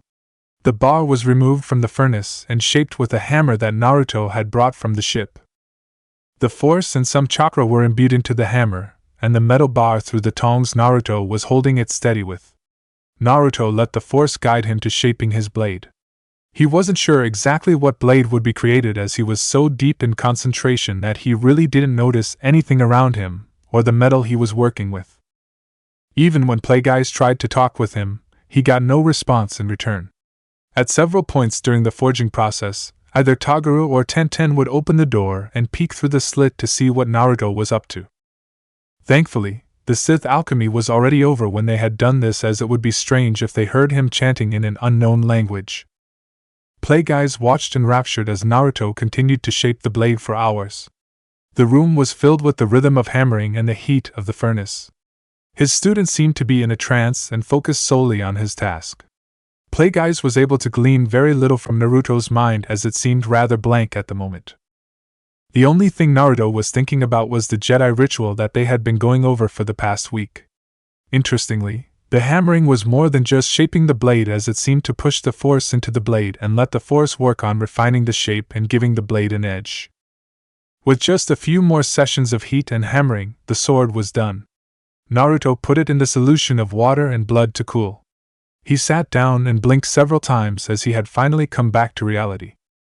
From what the holocron said, the blade wouldn't need sharpening and should even come out being so polished that a person could see their reflection in it.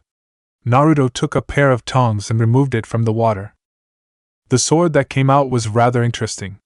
The metal appeared to be completely blood red, while the areas near the cutting edge darkened and hardened until it was black. The sword was a ninjato but had half of the back edge of the sword sharpened as well, so it wasn't a completely double-sided sword and featured the standard tip of a ninjato. Naruto and Plagueyes took time examining the entire blade. It had no tools, marks, or imperfections, and Naruto could see his reflection in the blood-red metal.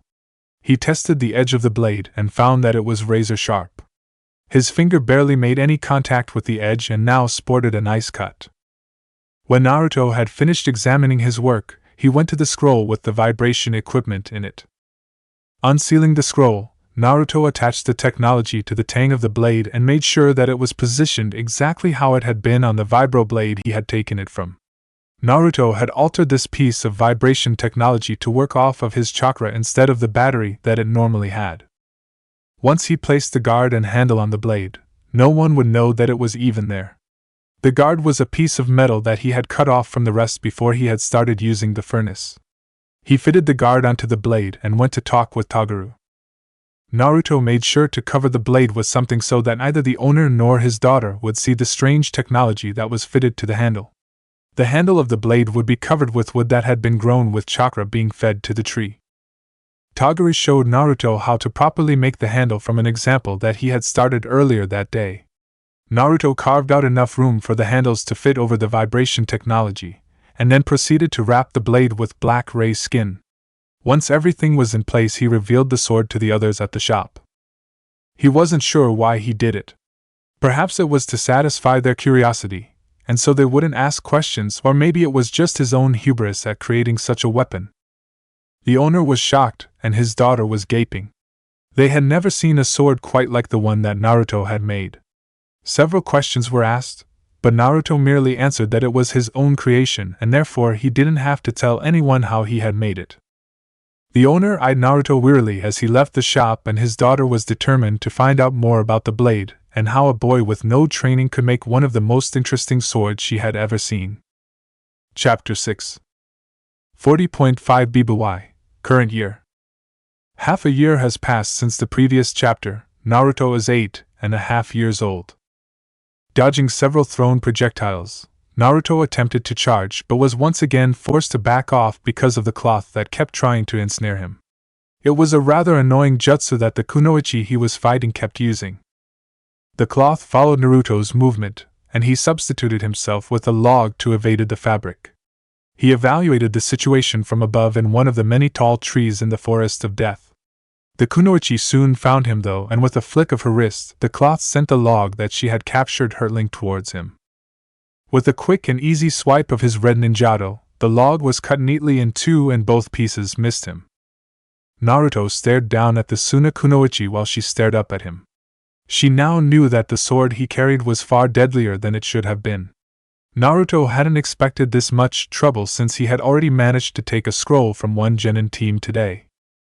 He only needed a single scroll to pass his master's test, but it had been easy, so he continued in search of another. Both the kunoichi's teammates were already incapacitated, but she was still fighting strong with her cloth techniques. She was perhaps a few years older than Naruto, and with 2 red markings on her cheeks. They both eyed each other as both waited for the other to make a move. Naruto really didn't want to kill the girl standing on the forest floor. He had yet to use any of his force abilities, as he didn't want anyone to know that he had them unless it was necessary. Taking information from opponents was one thing, but he couldn't modify memory. Naruto wasn't even allowed to be in the Forest of Death because he still had 6 months to go at the academy before he could become a genin. His illegal entry into the Chunin exams was not something that he wanted anyone in the village to find out about, so he couldn't get captured by the kunoichi. He was brought out of his thoughts when the girl acted first and threw 2 kunai with explosive tag at his perch on the tree. Naruto jumped out the way and had to maneuver himself in midair to dodge the length of fabric that came after him. It hit a nearby branch and actually sliced into it, which made Naruto's eyes widen. I didn't know she could sharpen and harden the fabric with chakra in addition to manipulating it to move after me, he realized as he controlled his fall to the ground. The moment Naruto touched the ground, he sprang forward at his opponent, who unrolled more of her cloth from the roll that she kept with her. Naruto swung and cut the cloth several times, which stopped it from snaring him and let him get in closer to fight better. However, the kunoichi was smart and kept her distance from him. Switching tactics, Naruto went through the available list of ninjutsu at his disposal. He did have a few lower-ranking water jutsu that he had learned from the Nidame's scroll. Since getting the scroll, he had mastered the water nature transformation exercises that he had taken from Rokusho Aoi and had time to learn several D-rank and C-rank water jutsu. He hadn't had a chance to start using the larger and more powerful techniques, as he had taken time to experiment with the affinity to see what he could do with it. He also didn't have any areas secluded enough that he could practice the larger jutsu without attracting attention to himself.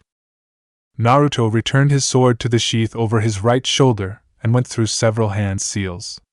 Water release, violent water wave, he said in a whisper, and shot an expanding wave of water out of his mouth at his opponent.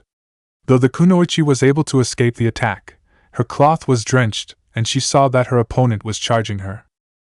Naruto moved in with his sword just after the jutsu had finished, to attack at close range.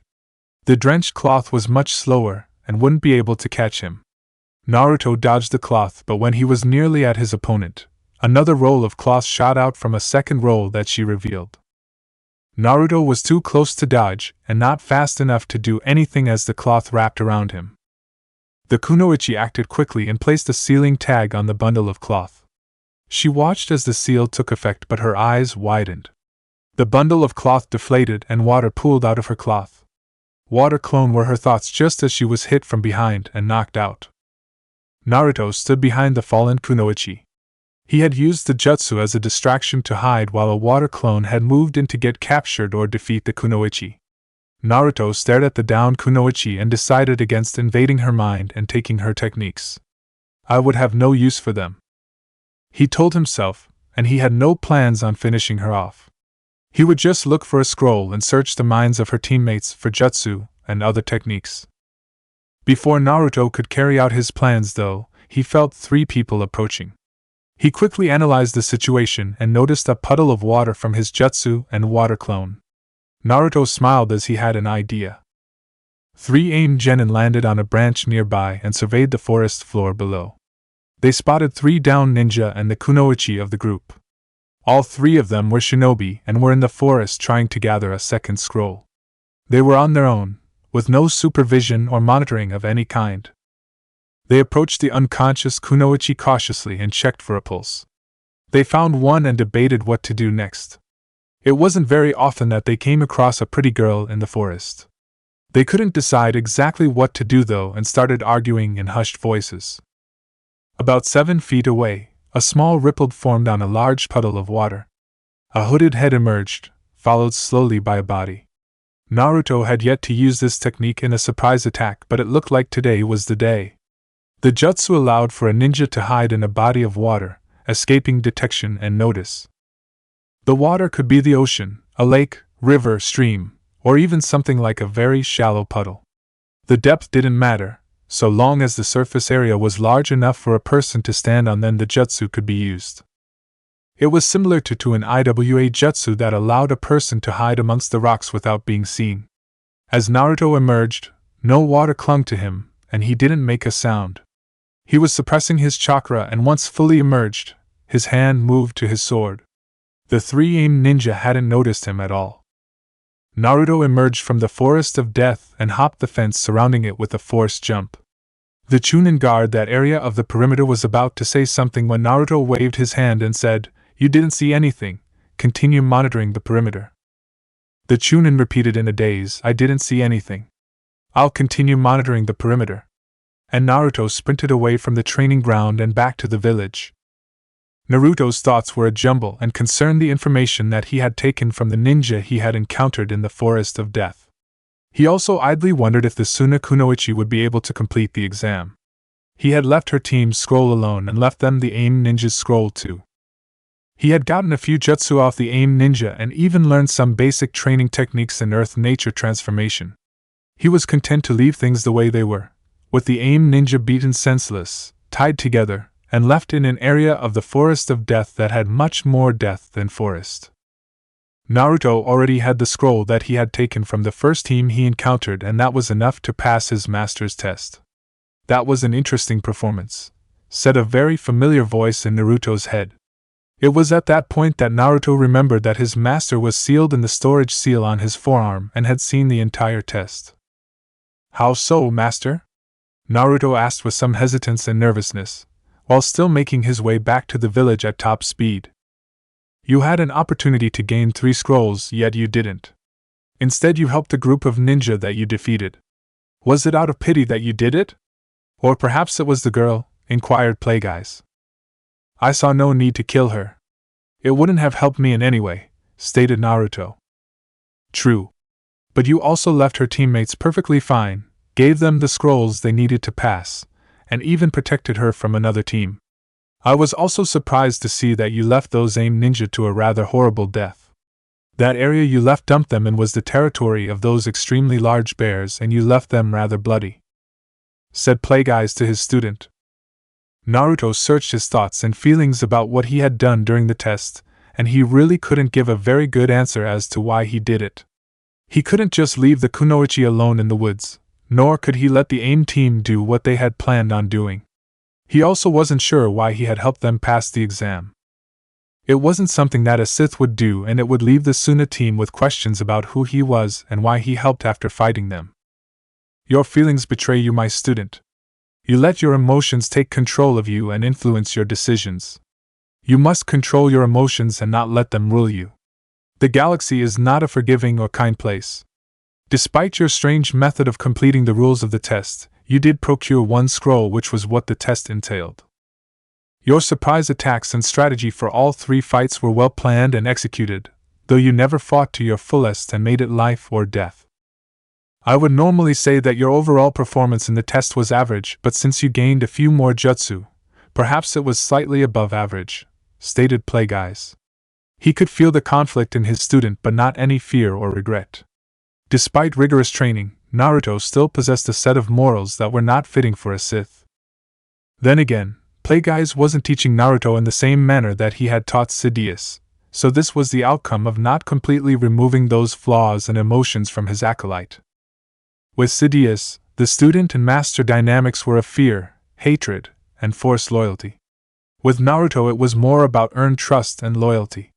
Plagueyes had paid attention to the boy, told him things no one else would tell him, and had given him training and knowledge when no one else cared. In return, Naruto would help Plagueyes in his endeavors, not because he was forced to but because he wanted to. Despite knowing his acolyte for 4 years and even having access to his mind, Plagueyes still found it difficult to tell what Naruto would do next. He would not have guessed or predicted that his student would leave the AIM ninja to die and help the Suna ninja to such a degree. On one hand, the boy could be rather ruthless, and on the other, he could be kind and generous. These opposites could never exist for a Sith, and should not exist, as it was the Master's job to remove those weaknesses. He found it most interesting that Naruto could be rather ruthless while protecting someone that he didn't know or had just met. The dark side of the Force was influencing Naruto, but not as much as it should have been, and as it did with other Sith. A Sith with no control over their emotions could be very dangerous to anyone, but Naruto did possess some control and still held on to his own morals while using the dark side of the Force. Plagueis was interested to see what would become of his acolyte in the coming years and once they were back in the known galaxy. There had been a select few Sith in the past that had held on to their attachments, while still being a Sith, and using the dark side of the Force. It required great willpower and strong attachments in order to stave off the effects of the dark side of the Force. Usually a Sith would cast off these connections and perhaps even kill those they were close with in order to turn completely to the dark side. Plagueis wasn't sure that Naruto would ever turn completely to the dark side of the Force, as the boy kept many attachments and wouldn't let go of them. Naruto still had a diminished desire to become Hokage and even help the village, despite Plagueis' efforts to move him away from that dream. Then again, perhaps it was the human element in the test. Usually these tests would be done on remote locations and the Sith student would be pitted against creatures as well as assassin droids. That was how Plagueis was tested, and how he tested Sidious. Naruto would have no trouble destroying assassin droids but did have concerns taking the life of a living being. Tests such as the one Naruto went through didn't usually involve fighting living beings at the age Naruto was at. The more advanced tests that were given to a Sith student involved living beings, which was either fighting a strong opponents or an assassination. They were administered sometime in the teen to young adult years, but Naruto was advancing in the practical aspects of a Sith much faster than anyone his age should have been.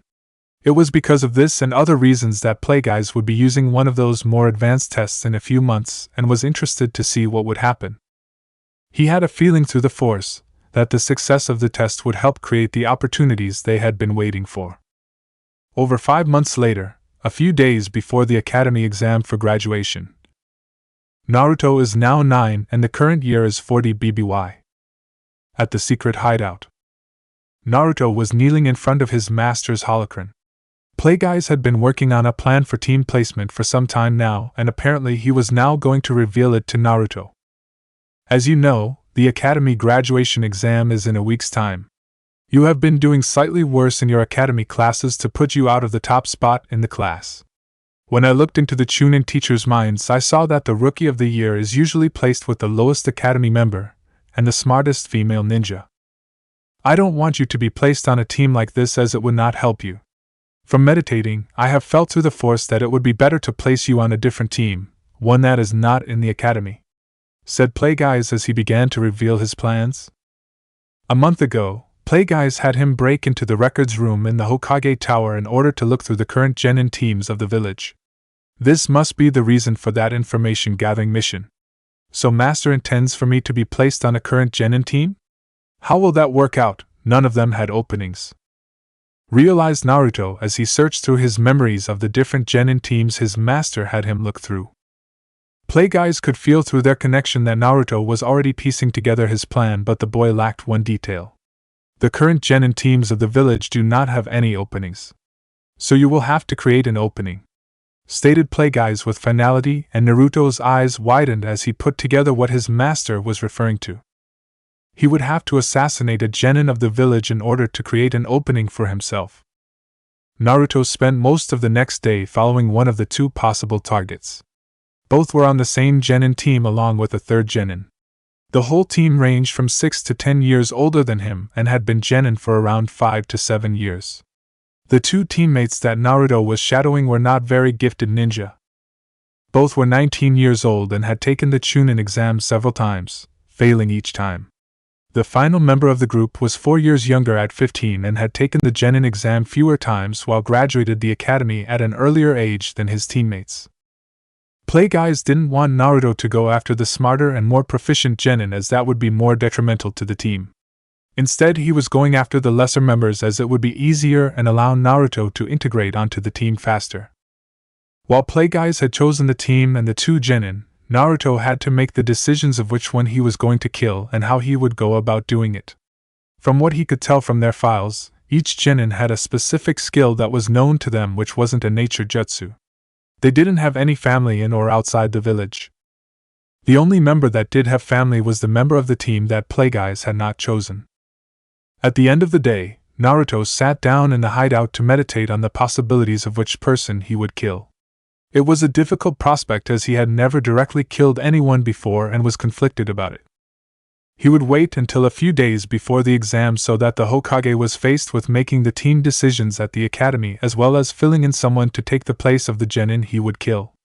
Having both on his mind at the same time would likely cause Hokage to think about filling in the incomplete genin squad with a fresh genin. Naruto would be a likely candidate as he had moved up through the academy and was gifted beyond the other students. They were using Naruto's trouble with creating the clone technique as a cover for the slight drop in his grades. The Sandaime was a man of tradition and would no doubt keep the same team formation for the Rookie of the Year. That would leave Naruto as the odd person out because he was still very gifted and the class had one more student than it should have because Naruto skipped ahead so many grades.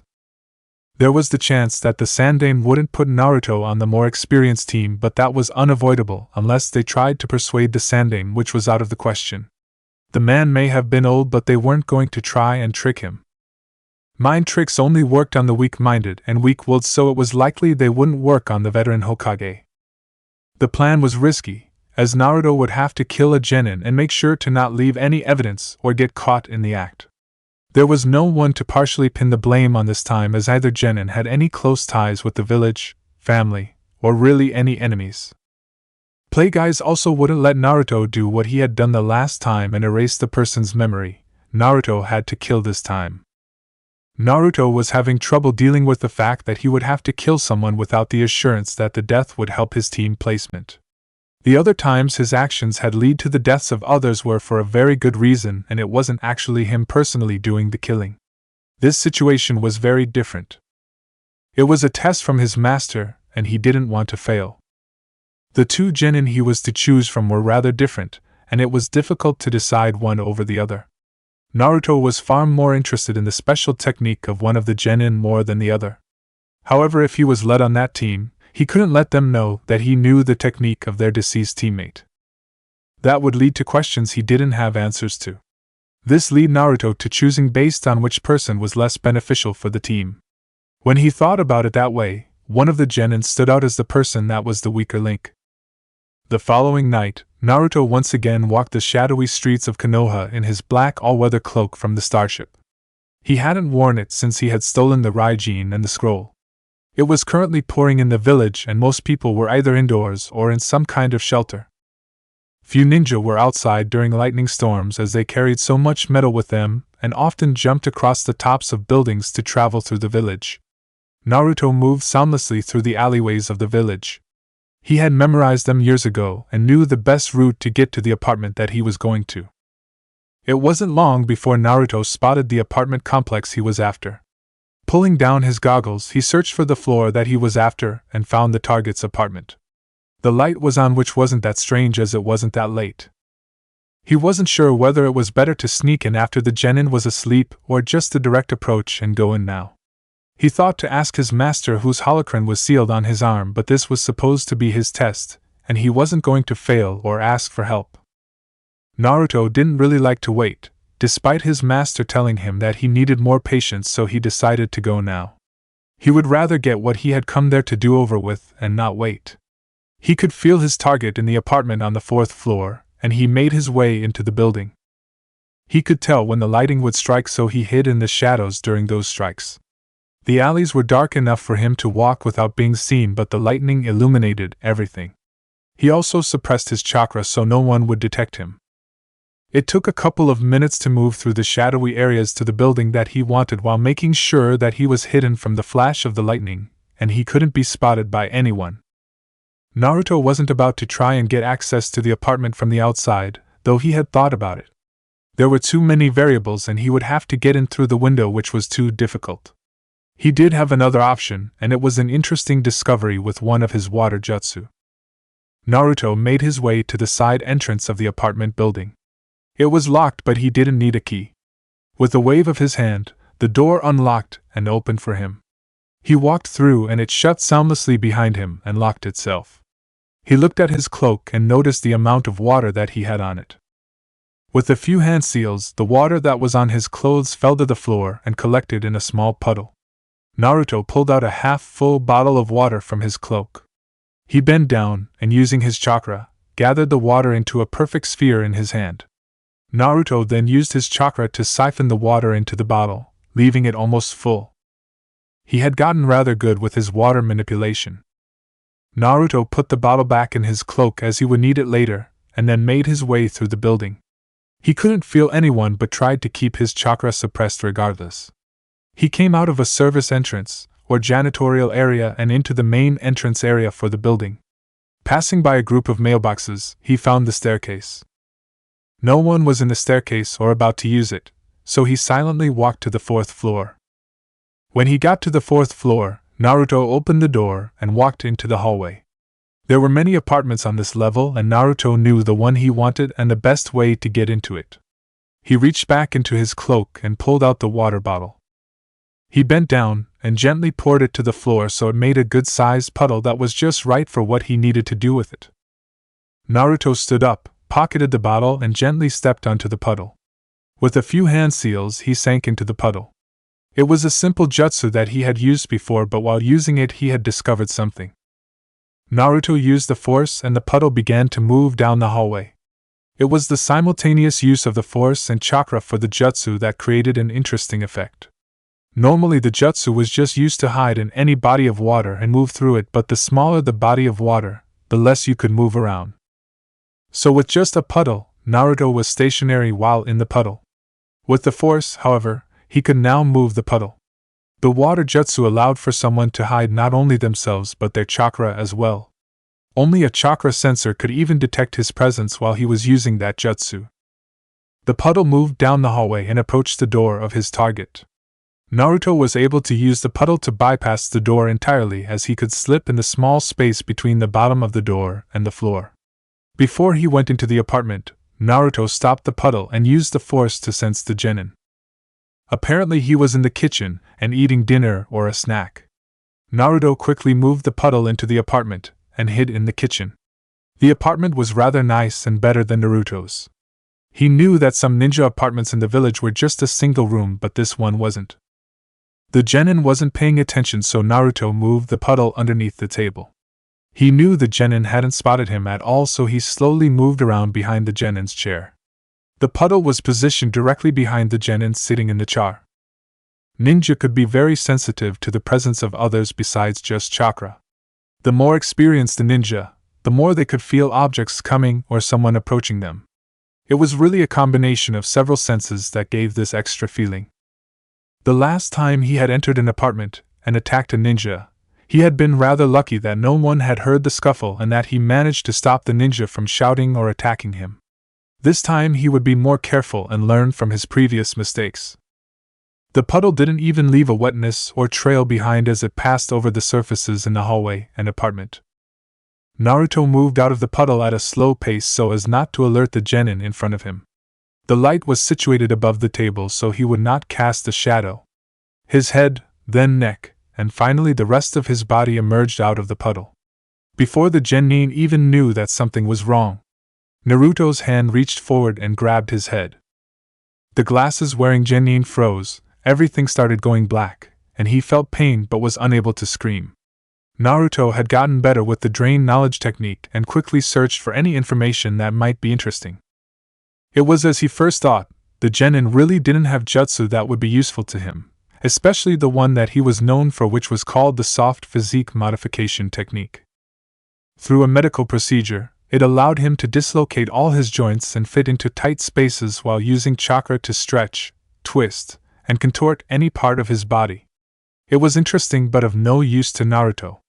While looking through information about the genin's teammates, he found something much more interesting than he thought he would. It appeared that the genin, along with his two teammates, were all spies for Orochimaru of the Sannin. Naruto and even Playguys hadn't expected this turn of events. Playguys had just selected a genin team that weren't very good but also had taken the Chunin exams before. Because the team was only average, there was more of a chance that a fresh genin would be put on their team, and since they had already taken the Chunin exams, there was a good chance that they would take it again in a short amount of time. Neither suspected that the team would all be spies for a missing nin, save for the Jonin sensei. It appeared that the Jonin wasn't a spy or knew about his genin team being spies. Tsurugi Misumi, the genin Naruto had chosen, was the weaker genin in the group, but the other genin he could have chosen wasn't that much stronger. It turned out that the final group member was at least Jonin level and also worked far more closely with Orochimaru than the other two. Naruto asked his master for instructions, as he was no longer sure what to do. Plagueyes thought about the predicament and the possible outcomes that could arise. It might be more dangerous for Naruto to be on a team like this, but it could also lead to more opportunities, and since the other two members were spies and one of them hiding his true skills, it might be easier for Naruto to hide his true skills as well. Naruto also had information about them, so it could be used to his advantage if the other members discovered anything about him. Finding out more about Orochimaru might be worth it as well. They knew little about the Sannin, and only what was told in class. According to Misumi's mind, Orochimaru planned to gather and learn all the jutsu in the world. The Snake Sannin was also creating his own hidden village in a country bordering Fire Country. They also learned of a small base that he had in Sea Country where a scientist was working on creating the ultimate underwater warrior. Misumi only knew so much of the Snake Sannin's plans and power base, however the other teammate, Yakushi Kabuto, knew much more. The more they found out about Orochimaru through the mind of the genin, the more Plagueyes thought that the man was the chakra equivalent of a Sith. Orochimaru possessed many of the same aspirations of a Sith, and he quickly became a person of interest to Plagueyes. Coming back to the situation at hand. It was risky but worth it to continue and try to become part of the genin squad. Naruto had just about finished going through all of the memories on jutsu, the genin squad, spying on the village, and Orochimaru. There was nothing more that could be gained from the genin sitting at the table. "Continue with the test, my student," said Plagueyes over the connection, and Naruto nodded, though was still unsure about committing the act. Naruto used force grip to keep Misumi in the chair and from talking. It wasn't necessarily needed as the genin was still going in and out of consciousness from the drained knowledge used on his mind. Reaching up over his right shoulder, Naruto grasped the handle of his ninjato and pulled it from its sheath. He steadied himself and tried to keep his hand from shaking while gripping his sword. A slight buzz or hum came from the sword as Naruto put some chakra into the handle to activate the vibration technology. He hesitated for only a moment, then with a single horizontal swing it was over. Naruto sheathed his sword and stared at the body in front of him. With the force grip, the body had been sitting perfectly still in the chair. The sword gave no resistance, and the head actually stayed on the neck. The only indication that the person in front of him was dead was a few thin lines of blood from the neck and the lack of life signs that he could sense through the force. Everything in the room was quiet, and Naruto wasn't sure why the body hadn't fallen, why the head hadn't come off, or why the wound wasn't bleeding profusely. It was rather eerie, and the scene as well as his actions made him feel very sick. "I think your use of force grip when killing him caused his body to seize up and stay that way. You should leave the area immediately. There is nothing else that can be gained here," stated Plagueyes, and Naruto came back to reality. He went through hand seals and sunk back into the puddle and then moved back the way he came. Naruto siphoned the water from the puddle back into the bottle and went down the stairs. He checked to make sure that no one was there and left through the same door he entered. Moving through the alleyways, Naruto made his way back to his house and took a long path to do it. He was already using a technique to hide his scent, but he had just killed the genin of the village, so he had to be sure. The rain would wash everything away, Naruto thought. His eyes widened slightly at that thought, and Naruto went through the same set of hand seals as he did in the apartment building.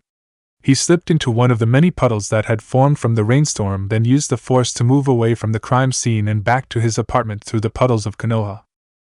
The next day, apartment building of Tsurugi Misumi. The Sandaime entered a fourth-floor apartment that was now the scene of a murder. Without the Uchiha military police, the village had to use ANBU in order to take care of any problems inside the village involving ninja. From what little details the Sandaime had, a genin had been murdered in his apartment, and apparently the death was rather strange. This was actually the first murder in the village since the Uchiha clan had been wiped out. Unless the suspicious death of Uchiha Shursui was counted, it had been years since a murder took place in Konoha. The Sandaime was asked by Marino Ibiki to come down and take a look. The Sandaime looked around at the apartment out of habit from years of being a ninja. He examined the room before walking to Ibiki at the table. The apartment was small but had everything that one person needs: a kitchen/dining area, bathroom, and bedroom. Nothing seemed out of place in the room, and the only thing that the Sandaime noted that was strange was the body that Ibiki was standing next to. The body was sitting in the chair and staring straight forward as if the person wasn't really dead. The Sandaime noted some blood and bruising around the neck, but no real marks were present. "Report," requested the Sandaime. "The genin is Tsurugi Masumi, age 19. We found no signs of forced entry, and the body is exactly how it was found by a member of his genin squad. We're checking their alibis now. From what we can tell, the time of death was late last night from a single attack to the neck. No fingerprints, no tracks, no scent, no witnesses, no noises, and nothing has been touched or taken as far as we can tell." The Sandaime sighed as he inspected the genin. It was rather sad to see any of his ninja die, but the state of the ninja before him seemed to make the situation much more depressing. This genin wasn't noteworthy, but he cared about all his ninja, the skillful or the ones never made it past genin. "You said a single wound to the neck?" asked the Sandaime, as he could see some blood and bruising but not really enough to warrant death. He supposed the attack must have broken the neck or severed the spine. Ibiki nodded and put his hand on the body's head. Grabbing the hair, he lifted up and the head just came right off the neck with ease. The Sandaime stared at the wound as it was more extensive than he originally thought. Such a clean cut, and the head didn't come off the neck. He thought as his mind went through techniques which he knew or heard of that could have done something like this. Ibiki set the head back down on the neck. Was he restrained in some way, or was the body held in place until rigor set in? Asked the Sandaime, and Ibiki answered, "Not that we can find." "What do you think could do something like this?" asked the Sandaime curiously, as he wanted Ibiki's opinion. "The only things I can think of are wind or lightning jutsu. It would have to have been a very sharp technique that did this, far sharper than any blade. It was such a clean cut that barely any blood escaped the wound. All of the bleeding was internal around the neck area. It must have been fast, a single swing or single technique. I don't know many lightning techniques that could do this except very advanced vibration of a special blade, and I don't know of anyone that knows that kind of technique in the village. As for wind jutsu, they are far more likely for something like this. It could have been a jutsu, but there was no damage to the apartment, which suggests a blade. The blade must have been chakra metal, as I don't know as a kunai infused with wind chakra could do this. I don't know many people who can use wind chakra like that. Also, there is no blood spatter anywhere. Only a few people in the village are skilled enough to do something like this with wind chakra," stated Ibiki, and the Sandaime knew the list as well. His son Asuma was on it, as well as his old teammate Danzo. However, he couldn't believe that either of those men would want to kill this genin. "Can you put together a list of suspects?" the Sandaime asked, and Ibiki nodded. The Sandaime left the room with a heavy sigh. He really didn't like where this case was headed. He knew Asuma was innocent and wouldn't do something like this, but Danzo was another story. He knew Danzo would be capable of something like this, but he doubted the man would actually do it himself. That left a short list of suspects that could use wind nature chakra or could use lightning nature chakra. The problem was that the Sandaime didn't think that anyone on that list would have committed this crime. 2 days later, Academy graduation. Naruto sat in his seat with his forehead protector tied around his arm. He still had his goggles on his forehead, and he wasn't about to replace his invention with a piece of engraved metal. Naruto would have to wait until the following day in order to learn what team he had been placed on, and couldn't help but wonder if there was anything he could do to convince the Sandaime to put him with the team he had created an empty spot on. Everything he did a few days ago would have been pointless if the Sandaime didn't put him on that team. Naruto hadn't been the Rookie of the Year, and had come in second place, which was exactly what he was supposed to do. He had spent the previous day going over with his master everything that they had learned from Tsurugi about Orochimaru. It was a good amount of information. Unfortunately, none of it helped them at this point in time. Plagueyes wasn't about to work with another Sith or help him. The laboratory in Sea Country was interesting but not really useful. However, the scientist there might be skilled enough to help their plans if he was knowledgeable about chemistry. They still needed to make fuel or find an alternative source, and it would depend on how skilled the man was. Kabuto was interesting as well. He was far stronger than anyone in the village would guess and possessed incredibly knowledge of biology and medicine, but was also completely loyal to Orochimaru. Naruto couldn't stop thinking about what had happened earlier in the week. The death of Genin at his hands was still in his memories. Plagueyes thought it may have been unwise to use the sword on the Genin, but what was done was done. Naruto had heard several people talk about the sword that he had created in a weapons store, but it was mostly academy students that talked about it. Unfortunately, he couldn't do much about the store owner and his daughter. The Sith didn't really possess any memory modification techniques, at least not that Naruto knew. What had happened to Rokusho Aoi was a side effect of delving too deeply into someone's mind, which was the erasing of memories. It happened with those who had not mastered the technique or tried to go too far. Naruto had purposely done it to Aoi, and he had no control over which memories were erased or how much was erased. He also couldn't use any mind tricks because they are really only good for a quick usage and not for several hours of use.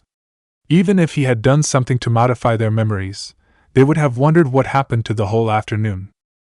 Naruto was pulled out of his thoughts when he heard the sounds of everyone packing up to leave. The class was over. It was difficult to concentrate in the room because everyone was celebrating and he kept partially reading the minds of the people near him. It wasn't really mind reading, as he just gleaned brief bits of information, feelings, or emotions from the people around him. It could be rather disorienting if he didn't block them out.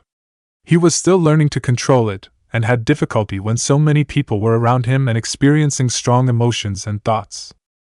Naruto left the class last and walked down the hall to leave. He passed several people and heard bits and pieces of what they were currently thinking about. It wasn't until one white-haired Chunin passed Naruto that he heard a thought that caught his full attention. Orochimaru. It was just a single word, but it caused Naruto to forget everything else around him. Naruto turned to look at the man whose mind he had heard the thought from. He was a Chunin with straight white hair, but Naruto didn't know his name, and he had never seen the man at the academy before. He could feel some anger and frustration coming from the man, along with a sense of reverence for the name he was thinking about. Naruto knew most of the teachers, as he had been in many classes in his years at the academy, but he never had this Chunin for a teacher. He couldn't help but wonder why the Chunin would be thinking about Orochimaru. "Follow him," ordered Plagueyes, and Naruto complied. He turned around and pushed his way through the rest of the student traffic while not losing the man's signature.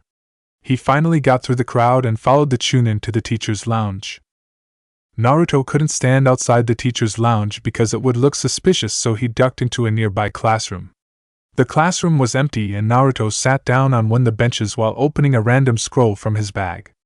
If anyone came in, they would just think he was reading. Using force listen, he was able to hear exactly what was being said in the room. "So you're teaching at the academy now, Mizuki?" asked Irika, as he was happy to see his longtime friend.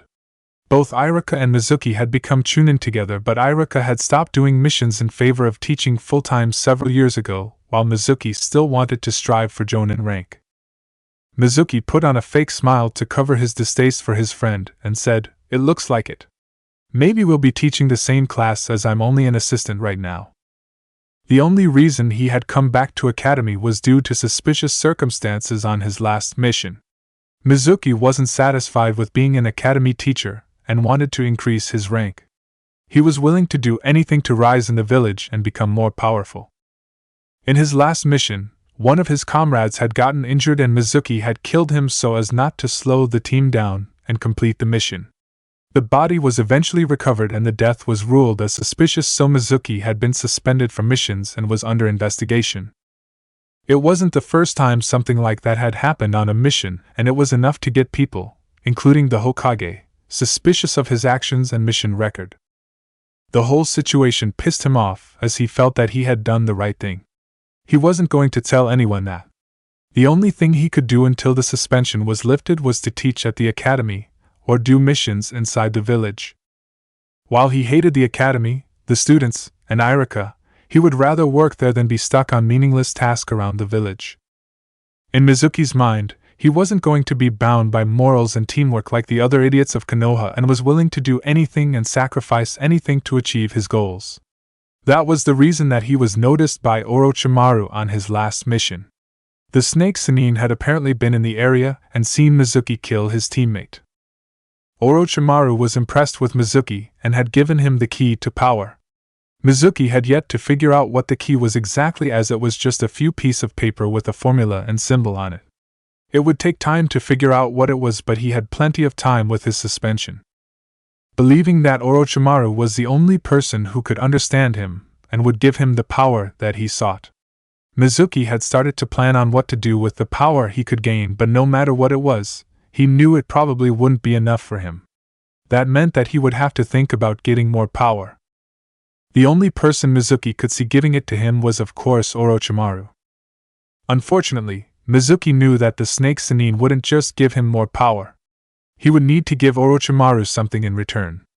It didn't take Mizuki long to figure out what might interest a man like Orochimaru, as he knew the only thing in the entire village that would interest the snake Sannin was the forbidden scroll of seals. Mizuki had no idea how he would get the scroll and be able to leave the village, but he had plenty of time to think about it.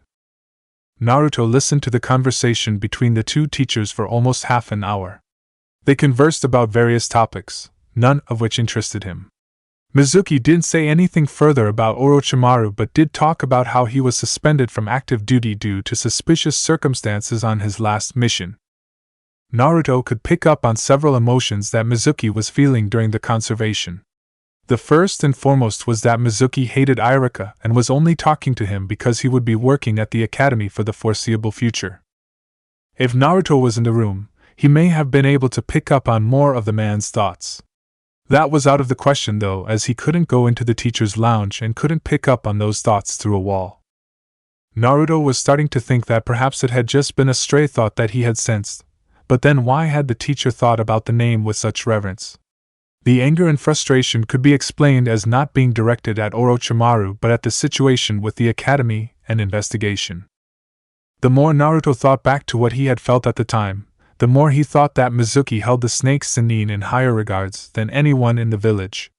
It seemed very strange, as nearly the entire village felt the exact opposite for Orochimaru.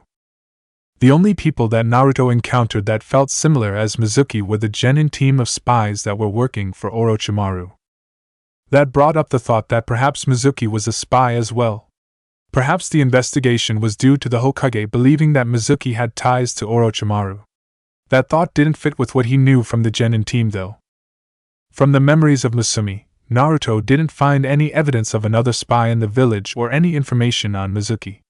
It was possible that Masumi was just not informed about such things, as the genin was rather low on the spying and information totem pole when it came to Orochimaru. Yakushi Kabuto was much higher than anyone else, so it was possible that the lower spies working for Orochimaru didn't know about Mizuki. "What should we do, Master?" asked Naruto through their connection. "I don't believe that this Mizuki is a spy. It is possible that Orochimaru still has followers in the village that aren't actually aligned with him, or have contact with him. However, the teacher may have more knowledge about Orochimaru than the genin spy, so it would be beneficial to search his mind. It wouldn't be wise to leave another dead body, and we should wait for a while before acting. You will be paying Mizuki a visit soon and will be searching his mind, then destroying his memories like Rokusho Aoi. The information obtained could be valuable," concluded Plague Eyes.